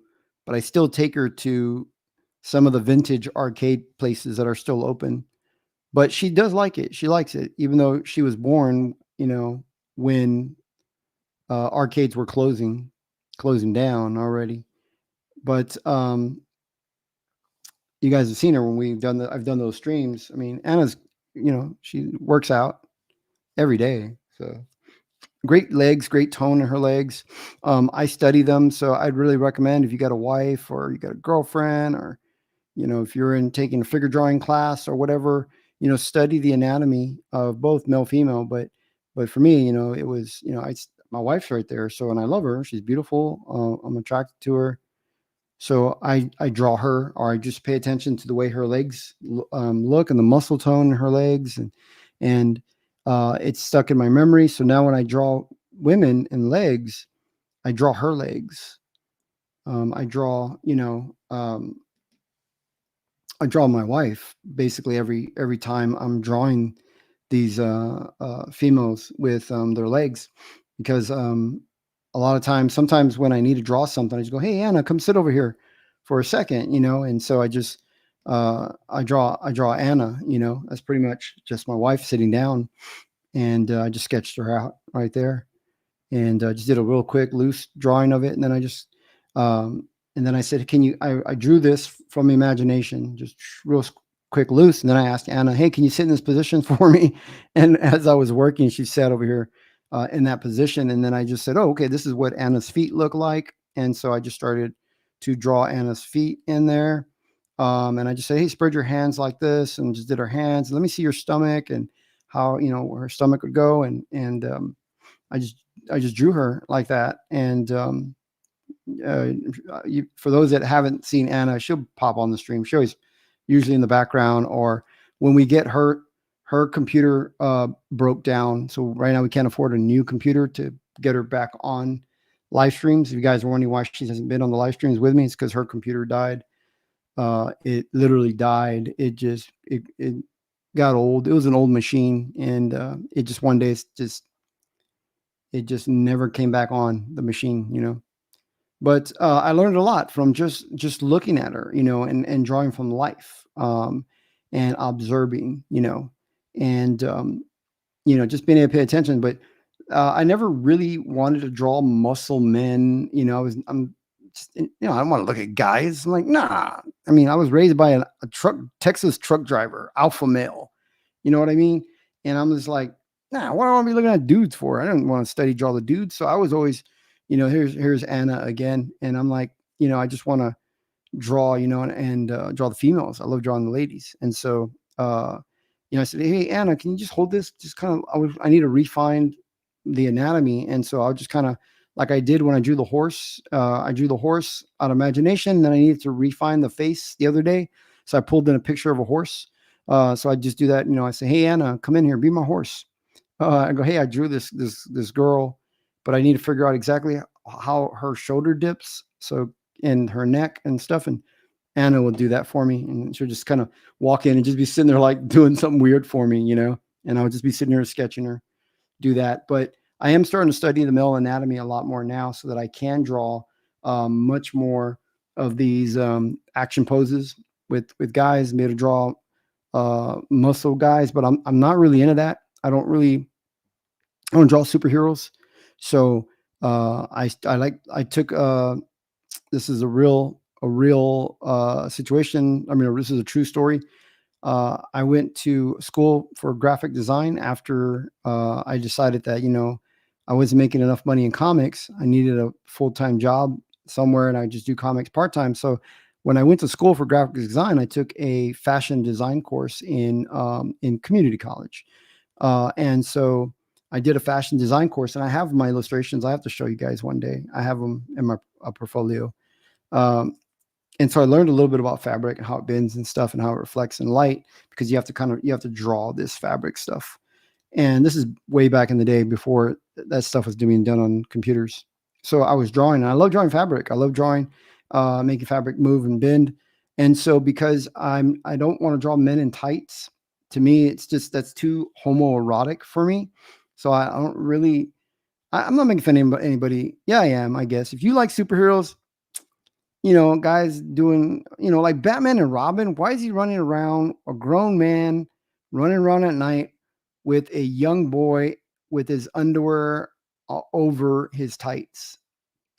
Has nobody, thought to like, hey, Robin, you doing okay, buddy? Point here on the doll, show us here on the doll. No, but I like, to me, all that stuff, it never appealed to me. But I like this. I like the cowboys. I like the jackets. I like the mariachi here, and he's got his face painted like Dia de los Muertos, and I just go, which we just had Dia de los Muertos, and so I thought this is, I like this stuff. I like these characters. I like fabric, and I like the fashion, and of course, I want to make the female beautiful and be able to show off her curves, so she's got less fabric on her. I'm a red-blooded heterosexual American male. So, what can I say? Women are beautiful, and they shouldn't be ashamed of it and showing their curves. And like I said, I've got a mother-in-law who is young. Still, my mother-in-law and I are almost the same age. She's very beautiful. My sister-in-law, of course, very, very beautiful. My wife, Anna, you guys have seen her. I mean, she's beautiful. And I'm around these beautiful women. My daughter modeled when she was little. And her mom was very, very pretty. I say was because she's not married to me anymore. When she was married to me, she was gorgeous. She was, you guys your jaws would drop, right? But now that she's not married to me, that woman doesn't even, like, nah. Little bitter, I guess. But I'm around all these beautiful women. I'm very fortunate. And so, I get to see the beauty in the female anatomy, and I love drawing it. I see the beauty in these animals. I love animals, and nobody, I don't get anybody who goes, "Oh, why are you drawing beautiful looking animals?" I just, every now and then I get somebody going, "Well, that girl's not wearing much." I'm like, oh, okay, but you guys don't complain about the superheroes who are homoerotic, with their tight, skin tights, running around with capes. Who runs around with a cape? That's Elton John. Elton John runs with a cape. I mean, you guys, we never thought about this stuff, the superheroes, and how, we never questioned the fashion of superheroes. It's like, hey, I don't know, maybe because you guys have grown up with it. I didn't grow up with superheroes. I found comics at a later age. I was already an adult when I bought my first comic. And to me, I just like, hey, what? Why is this guy running around with a little boy at night? And he adopted an orphan. It's kind of Woody Allen of him, sorry, Woody Allen. And let's see what you guys are saying. I'm drawing a tree here. I'm blabbing away. I do that. I will blab as I am, as I'm drawing, because I'm really thinking more about the drawing and not really thinking about what I'm saying. So I apologize. Krabby Patty says that's romantic. About always loving my wife and drawing her. Yeah, I'm attracted to her. Of course, she's half my age. But it isn't about that. It wasn't at all about, I wasn't looking for a young woman. It's just, I'm short. I look younger than I am.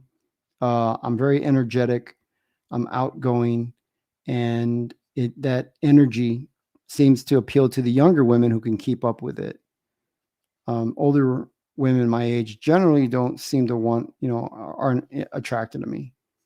And it's always taller women. I don't. I've only had one woman, which is my daughter's my son and daughter's mom, my first wife. She's the only woman ever in my life that was shorter than me. Most of the time, or every other time since then, it's tall women that are. They just think, "Oh my God, you're short. It's cute," and I don't think it's cute. I want to be tall, but I'm not. So you work with what you got. You own it. You own it, man. If you're short, then have a personality. Be funny, guys. Be funny. And how you get a beautiful woman is don't pretend to be her friend. Don't go up to a girl that you think is beautiful and you see a girl that's out of your league and she's beautiful, don't pretend to be her friend. Make your intentions clear. If you want to date that woman, right, you let her know that you're interested in her. You buy her flowers. You give her compliments. You let her know what your intentions are. Don't pretend to be her friend just to try to get this girl, because that's, for one, that's deceitful. It's not great. So, yeah, you want to be her friend, be a friend and be good. But if you pretend to be her friend and you intend it to be her more than that, you want to be romantic, and she thinks of you as a friend, she will always think of you as a friend. That's all you'll ever be. You will put yourself in the friend zone. So don't do that, young men. Don't take that from a Latin lover. I'm a Latin lover. I've had many, many, many, many beautiful women in my life. And a sense of humor and being funny gets you a lot more digits. And I don't mean digits like phone numbers. I mean like realistically, I'm a 5 at best, right? When I comb my hair, do my hair, and I dress up, I'm a 5. But because of my humor and I'm hilarious and I make women laugh till they pee, I'm a 9. Like that's the way they see me. I mean, my beautiful young wife thinks I'm the greatest man in the world. She thinks, that I make the sun rise and set, because she just thinks I'm an amazing guy because I can make her laugh really hard. And that makes a big difference, and, in a relationship, and have a good time. And of course, you can't always be doing that. And, you see them every day. I mean, if she's feeling down, I can't be cracking all these crazy jokes, but I can usually get her to laugh when she's kind of feeling down. I can usually change her mood and get her to laugh. Even when she's mad, I can make her laugh and she hates it, But I think, to me, that's how I've done it. And you get relationship advice, guys. Look at that. Look at the value you're getting off this channel, right? You're like, dude, I'm gonna be an artist, but that's what it is. We're artists. We're romantic. I'm a romantic at heart too. I am. But I will tell you one thing though: if you pretend to be a girl's friend just to try to date that girl, you put yourself in the friend zone, man, and that's it. You're the friend. Make your intentions clear, and trust me, don't be a coward. Don't be insecure. Don't show that insecurity. Seem confident and funny when you go up and you talk to them. Remember that girl has insecurities and she's a person exactly like you. And you don't need to insult her. You don't have to do that. What's that new trendy thing that people were trying to do where they throw a little bit of an insult in there, Be like, a beautiful woman like you with those crazy bug eyes, you're still beautiful even though you got these big bug eyes, whatever that stupid thing that people are doing out there. Don't do that. Don't do that. They're already insecure. They're insecure a lot. A lot of these girls. That's why they wear all this makeup, and that's why they're online and they're trying to get likes and views. They're insecure, man. A lot of these are, but you find yourself a good, wholesome girl who's not, insecure, who's good, beautiful, loving, and you'll be shocked that girl way out of your league, man. When you show confidence and you make her laugh, she's going to see you that she's going to feel, intimidated by you. And I'll stop giving love advice here, because I'm not an expert in this. I'm just sharing with you guys what has worked for me personally.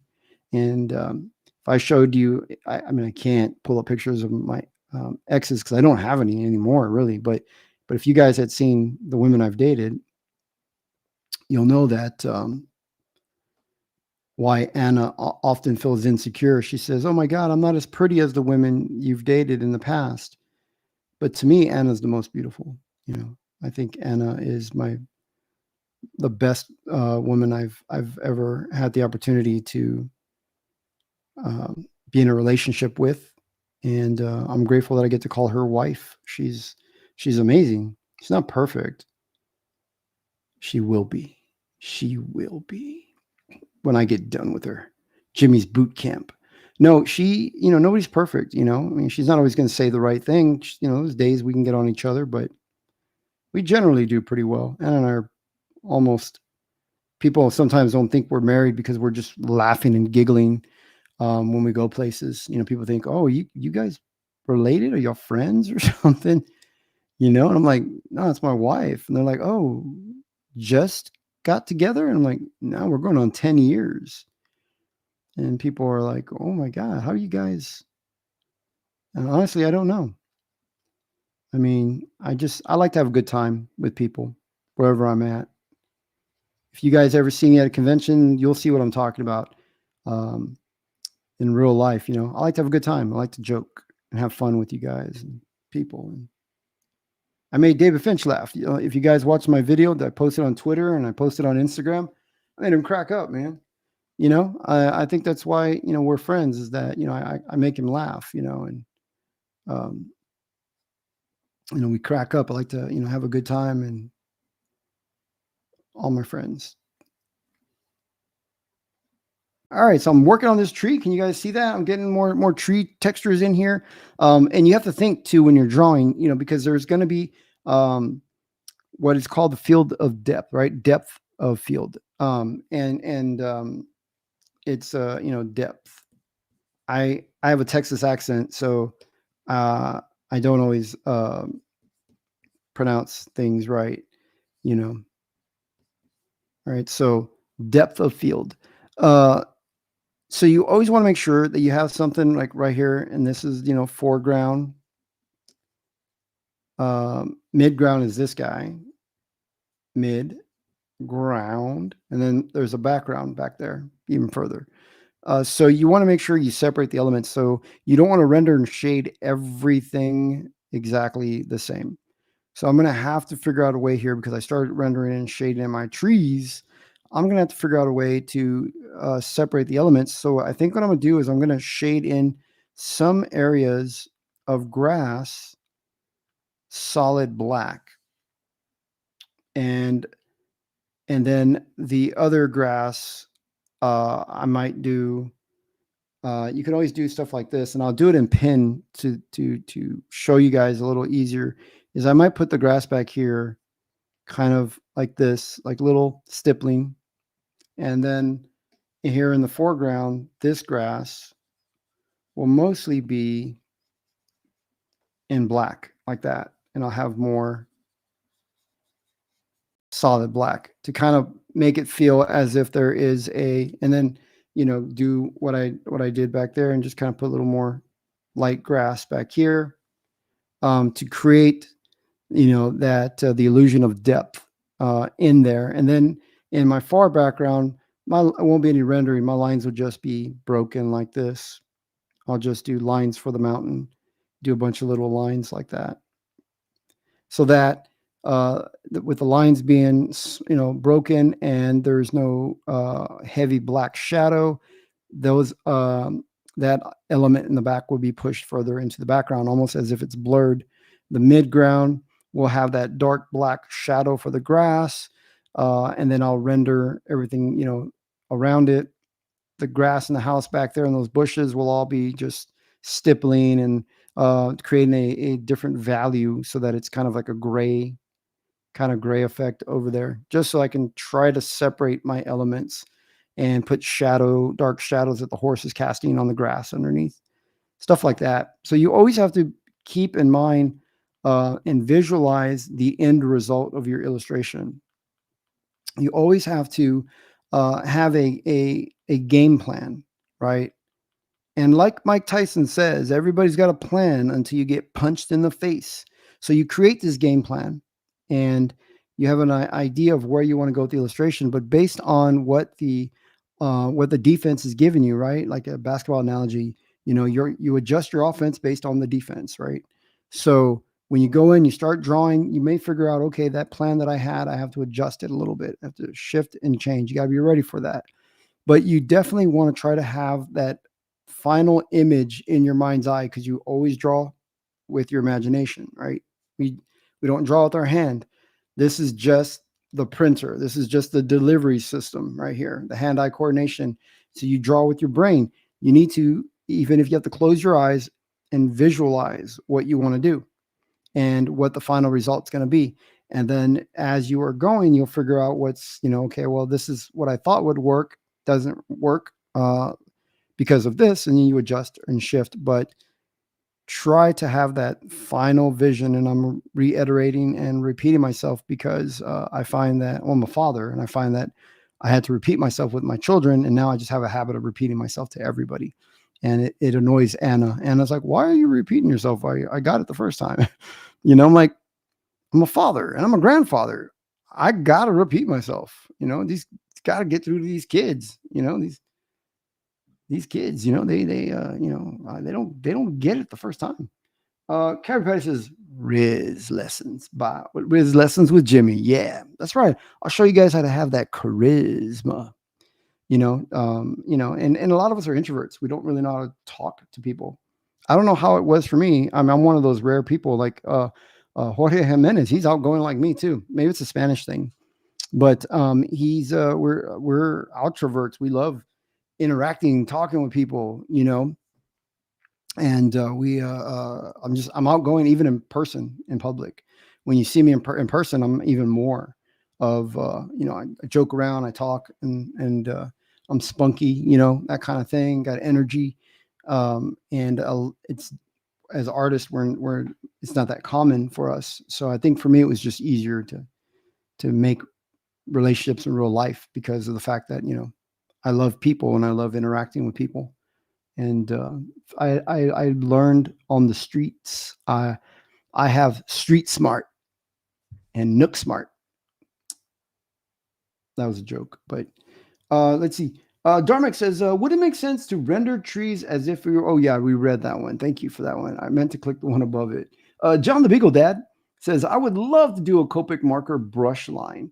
Yeah, I didn't design any. I bought a marker set and for Clip Studio Paint. So there's somebody out there that was selling on Gumroad Copic markers for Clip Studio Paint. So I bought them because I thought maybe I was gonna color my comic book with kind of a Copic marker kind of look.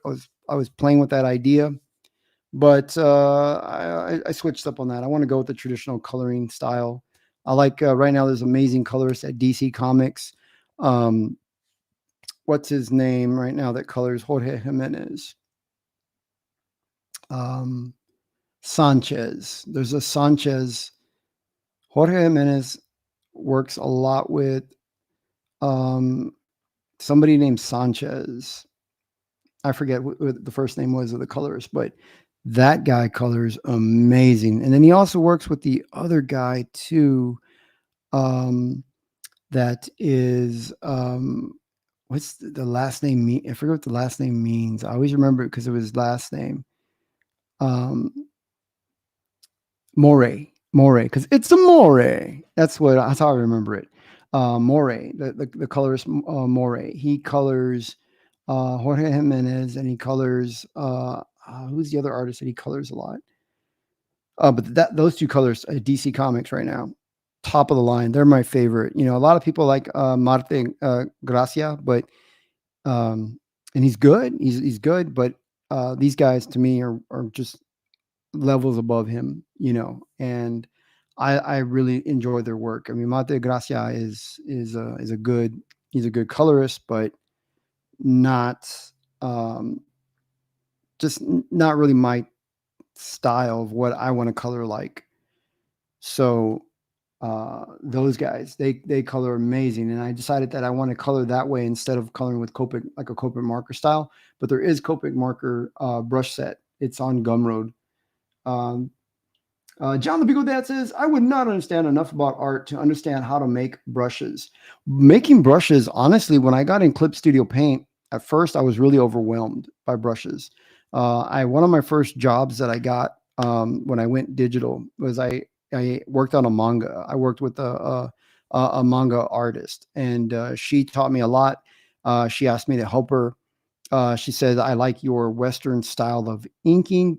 Um, if we could just shift it a little, if I could adjust to make it a little more manga friendly, which meant um, a little more solid lines around the figures and not breaking lines the way that I do in some areas, and adjusting my line weights a little bit." And I said, "Hey, I'm a professional. It's what I do."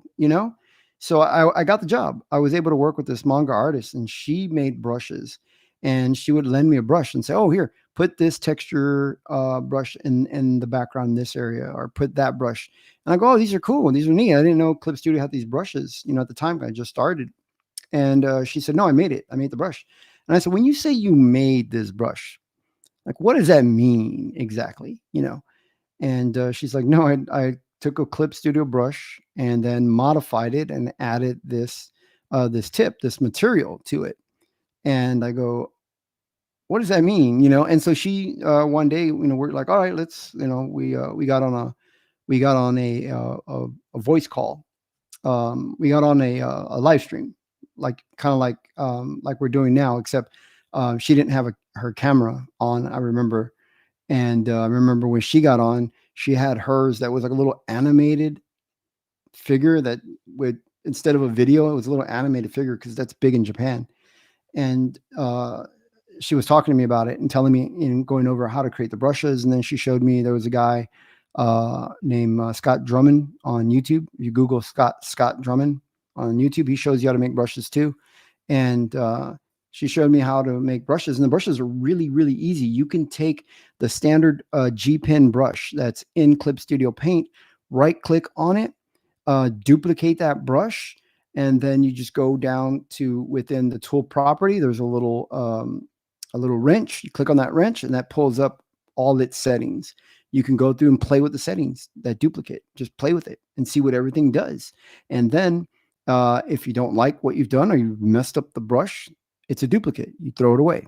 So I started playing with brush after brush after brush.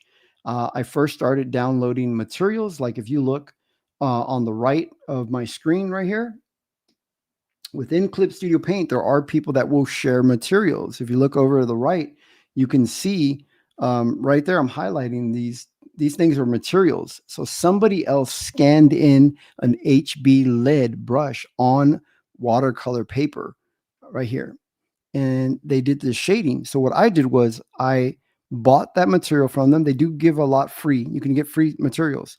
I take a free material and I build my own brush, and then this is the texture that my brush will make. So I took their scan, put it into a brush when I was building a brush, and then when I started making this brush, I was using that material that they have. And then that material didn't give me exactly what I wanted. So I got brave enough and I did what they did. I scanned in the shading. I did some shading like that on actual Bristol board that we draw on, and I shaded. And then I scanned in different little sections, and they, when I scanned them in, they're like this, they're like that. And then I have different ones that I'll do. I did all HB and I did a couple of different ones. And then what you do is when you design the brush, you tell it how much, it's pin pressure. You tell it how much. If you go real light, you get light, but it's all the same tip material. It's all the same opacity. It's just controlled by pin pressure. And then I added tilt. There's more into it to get into it. You're not going to learn to design brushes overnight. I didn't. Honestly, it took me a couple of years, but to really get them good. But you can really just design your first brush in about an hour, really, to be honest. You can start working on brushes, and in an hour, you're going to have a brush. Whether or not it's going to be good enough for print work, it might take you a lot longer. It took me, like I said, at least a year and a half. But it seems intimidating. It's not. Creating brushes is not intimidating. It shouldn't be. I've only created my pin brushes. I started with that. The ink, it was so easy because I didn't use the material. I just used the round tip that comes standard in Clip Studio, and I started messing with the G pen and modifying it. And then I got a lot better at it. And then I scanned in little tips that I did with my actual crow quill. And that's what we have for my crow quill is my actual crow quill is in this digital crow quill. So the way that I can do little blobs and tips with my crow quill, it took me 30 years to learn how to do those things with that crow quill, how to master that crow quill. I put into that digital pin. So that's when I say 30 years of experience is now in there. You guys, got a pin that gives you perfect lines every time. You don't have to worry about adjusting anything. It's just, the pin's there. It's perfect. But don't be intimidated by creating your brushes. So all you do, and I guess I'll make a video one of these days, showing you guys. Right now, I don't do the full course to show people because then, then I wouldn't make any money off my brushes. But I do show you how to modify them. I do get you started. I do give you a lot more information in those videos when you buy my kit, my inking kit. I do give you a lot more information than I should. But I want you guys to be able to modify the pen because everybody's hand pressure is different. Everybody throws their line differently. And I want people to be able to customize and customize the brush. But how I built these brushes, showing you how I build and make all these different brushes and stuff like that. I might end up doing a video like a video course like that, but it probably wouldn't be on YouTube. It would be on my Gumroad, but I'll try to make it all affordable. Maybe, like a $3 video, $4 video, and then just go through, make your brushes. But if you're saying, you don't want to wait for that, don't be intimidated. Here's the tip. You just come over here and get your G pen. I don't think I even have the G pen in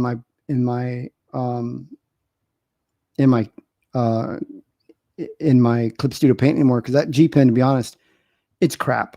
I'm sorry, Clip Studio Paint. That G pen, it's the worst. And so I delete it. I don't even mess with it. But you would go over it, right click. And you guys can't see my pop-up window, sadly, but when you right click, it would say duplicate. It says duplicate subtool. Right? So you duplicate subtool, make a duplicate, name it the same name. Say if you're taking the G pen, name it G pen test or G pen. It'll automatically name it G pen 2. So it'll drop it at the very bottom of your list. It'll put it right at the bottom, right down there. And then it says G pen 2. And then all you do is go to the tool properties, click on the wrench, and just start playing with the settings. Just go through and figure out what the tip does, what the ink does, the pen pressure, the tilt effect, the scatter, the stability, there's also anti-alias. And this is just top of my head from what I remember, but if you go through, you'll see just tons of this stuff, and just go through, play with it. And then after you're done playing with it, save those settings. And then you have that pin, and it will always be with those, whatever it is that you saved those settings. Then rename it, name it, my pin, or whatever you want, and it will have those specific settings for you. And just keep doing that. Go through Clip Studio, start downloading material. If you don't know how to scan in the material, download the material from guys like me and others who have scanned it in and uploaded to Clip Studio. So just go through, download the material. And then when you're in the settings, you'll see where and how to put in the material. But of course, I can't, I couldn't describe it all for you guys right now and make it easy, but I'm just hopefully encouraging you guys enough to know that it's not intimidating at all to do. But you do have to first be used to Clip Studio Paint. I wouldn't say download Clip Studio Paint and start making brushes, because that's a bit overwhelming. You want to, get used to Clip Studio Paint. And once you're comfortable with Clip Studio Paint, making brushes is no problem at all. So thank you for subscribing, man. I appreciate that for subscribing. And so let's take a look here. Chris Maycock, he says, "Hey, Jimmy, hey, Chris, how are you doing?" And so how do you deal with a cold? My throat is on fire. Oh man. I mean, I'm not a doctor, but zinc. I take zinc vitamins because I get cold. I used to get colds often because of when I'm a cancer survivor. So when I was going through chemotherapy, my immune system was low, but my immune system is great now. I'm doing pretty good. I just get regular allergies, seasonal allergies like everybody else. I haven't had the flu in, I don't know, 15 years, something like that. But every year I take, I start in September, I start taking vitamins. I mean, I'm not giving medical advice to you. I'm not saying I'm a doctor or anything like that. I'm just what I do personally for myself. So I start taking the immunity vitamins, which will have zinc in it, vitamin C, vitamin D3, stuff like that. And when you have a cold, take vitamins. If your throat hurts, take some teas that are really good for the throat. If you're able to have honey in your tea, stuff like that, and that kind of thing. But I'm sure this. That's not what you meant when how do you deal with the cold? You probably meant was how do you stay creative when you're sick? So, but in case you were wondering about that, like nice warm teas, with honey in it, can soothe and coat your throat because mucus runs to the back of your throat, makes your throat raw, and that's what makes it feel like it's burning and stuff. Unless you have an infection, I don't know. But like I said, I'm not a doctor. I'm just a guy who's been sick a lot. I was sick my whole life, so I've learned some things about myself, what I like. But how I work when I'm sick is honestly, when you sit, you're just sitting, you're drawing. And if you do have, like for me, whenever I have body aches, I take my cold medicine that helps with the body aches, which has, maybe like acetaminophen, Tylenol, basically. I take that, and while it works for me for a few hours, I'm able to get some good work. But I've never been sick enough where, thankfully, I haven't had the flu in 15 years. But I have worked through the cold, having the cold, and I've worked through other serious illnesses that you guys probably know about. But you really can't have a bad day when you're creative, where say you work, I get people that go, "Oh man, you get to draw comics?" And I go, "Yeah, it's pretty cool." I mean, I've worked professionally as an inker, I was working, on Avengers or whatever. And people go, "Wow, that's so great. I'm a barista, and I wish I could be doing a job like that." And it's like, well, I mean, be honest, you don't get any days off. You don't get any benefits unless you win exclusive, which is pretty rare for inkers. Unless, you don't get benefits unless you're an employee, you're work for hire. You don't get benefits. You don't get days off. You can be replaced very, very easily because the competition is intense. You don't have any days where you can just coast through. You can't. You got to be creative every day, every page. Otherwise, it's obvious that you just coasted through that page. As a barista, you can just go to work half-assed it. Nobody's gonna know. Other than like, hey, I asked for 4 packs of Splenda. You gave me 2. Like, oh, my bad. Or you could just go to work and just kind of not feel it, and still pour the coffee, I mean, I don't mean to like, diminish like what they do. I'm sure what they do is it's an art because they're called baristas, but there's an art form to it. But you can't go through and half-ass it. There are other jobs like that, like your surgeon. If you're a surgeon, you can't go to work and half-ass the job and just coast through the day, just like, let's see, this appendix, that's good enough. You know what I mean? You can't do that. You got to give your best. And it's the same thing with artwork. So when you're sick like that, you're not feeling it, for me, I honestly, sometimes I work better because I just sit here and just want to do nothing else but the art. And I'm just in the art. And then I always zone in my artwork. I've gotten to the point now where my brain's gotten conditioned to allocate the power to the right side of the brain. I mean, I'm not a neurologist or anything, but neuroscience believes that, the right side of the brain is where the creativity is, and the left side is the analytical, right? We have two hemispheres, and then we have the frontal lobe or whatever. And so every time I start drawing, I get into the rhythm of drawing very, very easily because I'm conditioned for it. I do it every day. I do it for hours, hours and hours every day. No days off.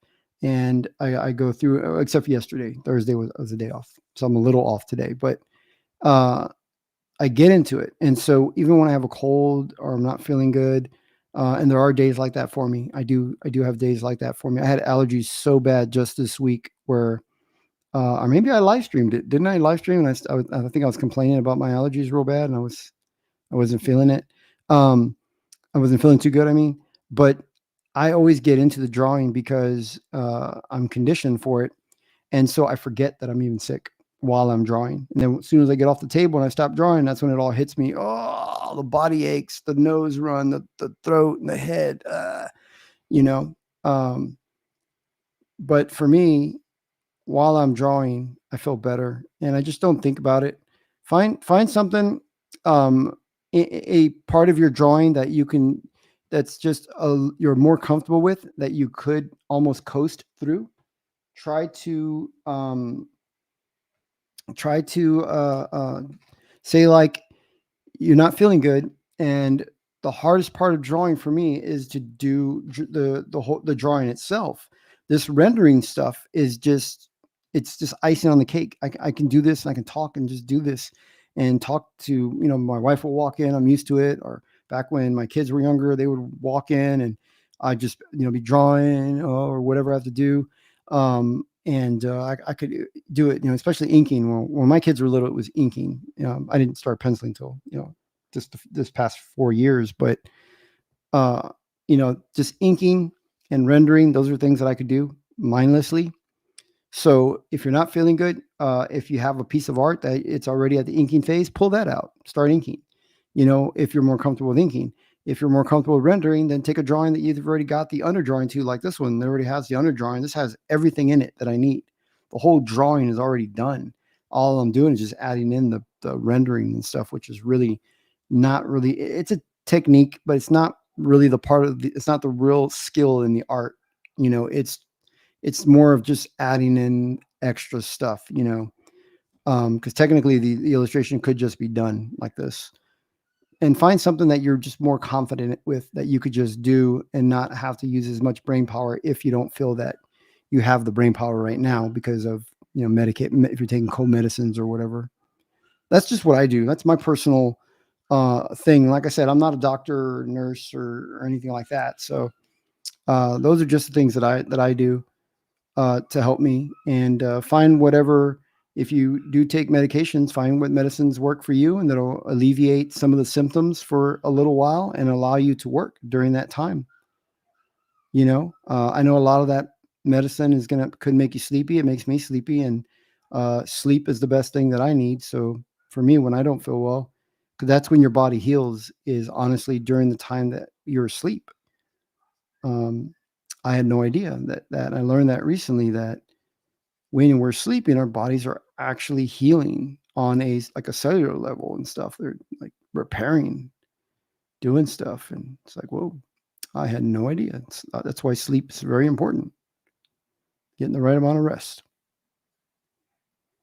But if you're trying to draw when you're sick, unless you're on a deadline and you're getting paid for it, I would say rest. Rest is the best thing. Just get your rest. Don't worry about art. It'll be there. Rest up. Your health is important. But if you're on deadlines, you gotta get stuff done. Find the parts of that project that you're comfortable with and do those. When you're feeling better, then you take on the more challenges. The challenging part of the project. Let's see.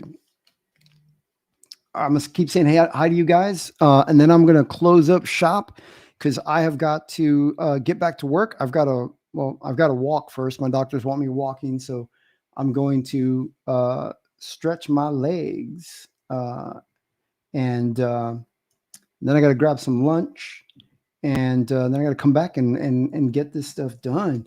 And so if you guys want, go over to my Gumroad. There is my Black Friday sale, man. So this is the first ever Black Friday sale I've ever had in 6 years. These products have sold like hotcakes. Incredible. I'm really be honest.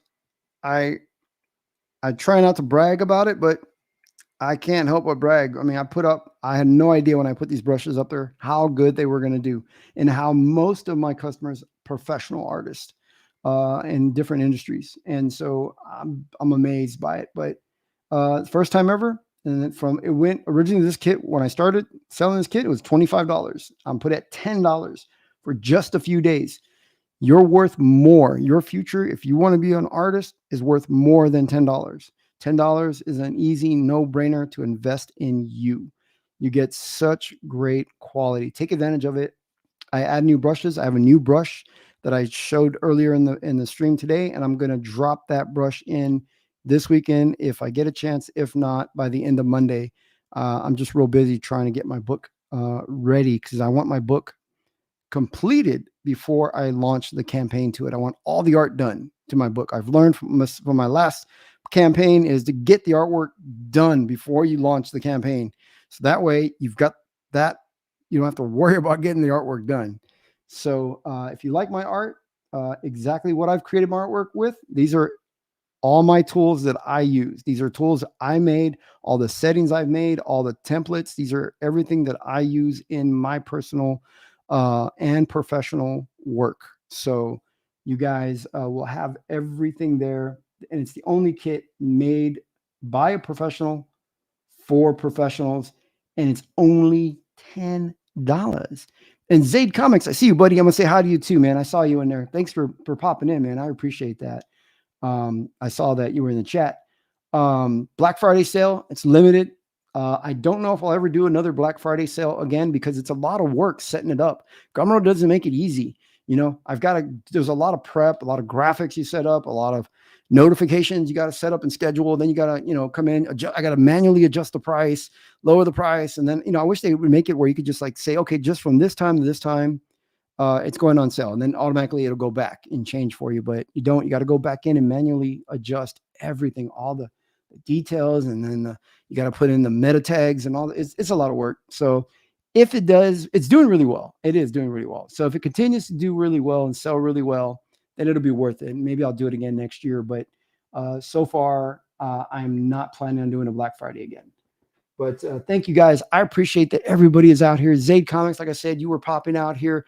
Darmix popped out here. John the Beagle, and Tremendous, like Tremendous. I don't know. Mike Wilson art, man, popped in. Zombie Boy was here. Man, I'm so sorry. I think I skipped over your names, guys. And of course, Stealth X5, man, he did a contribution of $2. I appreciate that. That goes a long way, so that his contribution there allows me to do free videos, that I can do streams and talk to you guys and do stuff like that. So guys, thank him. He's really those contributions are really appreciated. Vigok says, I have a Mac and PC, and honestly, I really prefer Apple for drawing. Also, I usually carry an iPad to work on Clip Studio on the go. Oh, dude, I wish I had one. That sounds incredible. I would love to be able to go sit in the mall, and be one of those weirdos just sitting in the mall, one of those hippies sitting in the mall food court. I got to adjust my back here.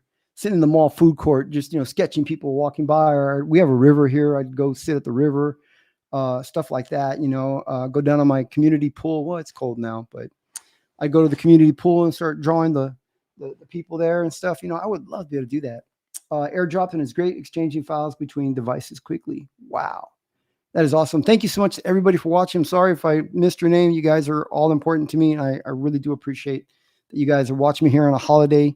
I'll see you guys again in the next live stream. So you guys take it easy and have a really good holiday.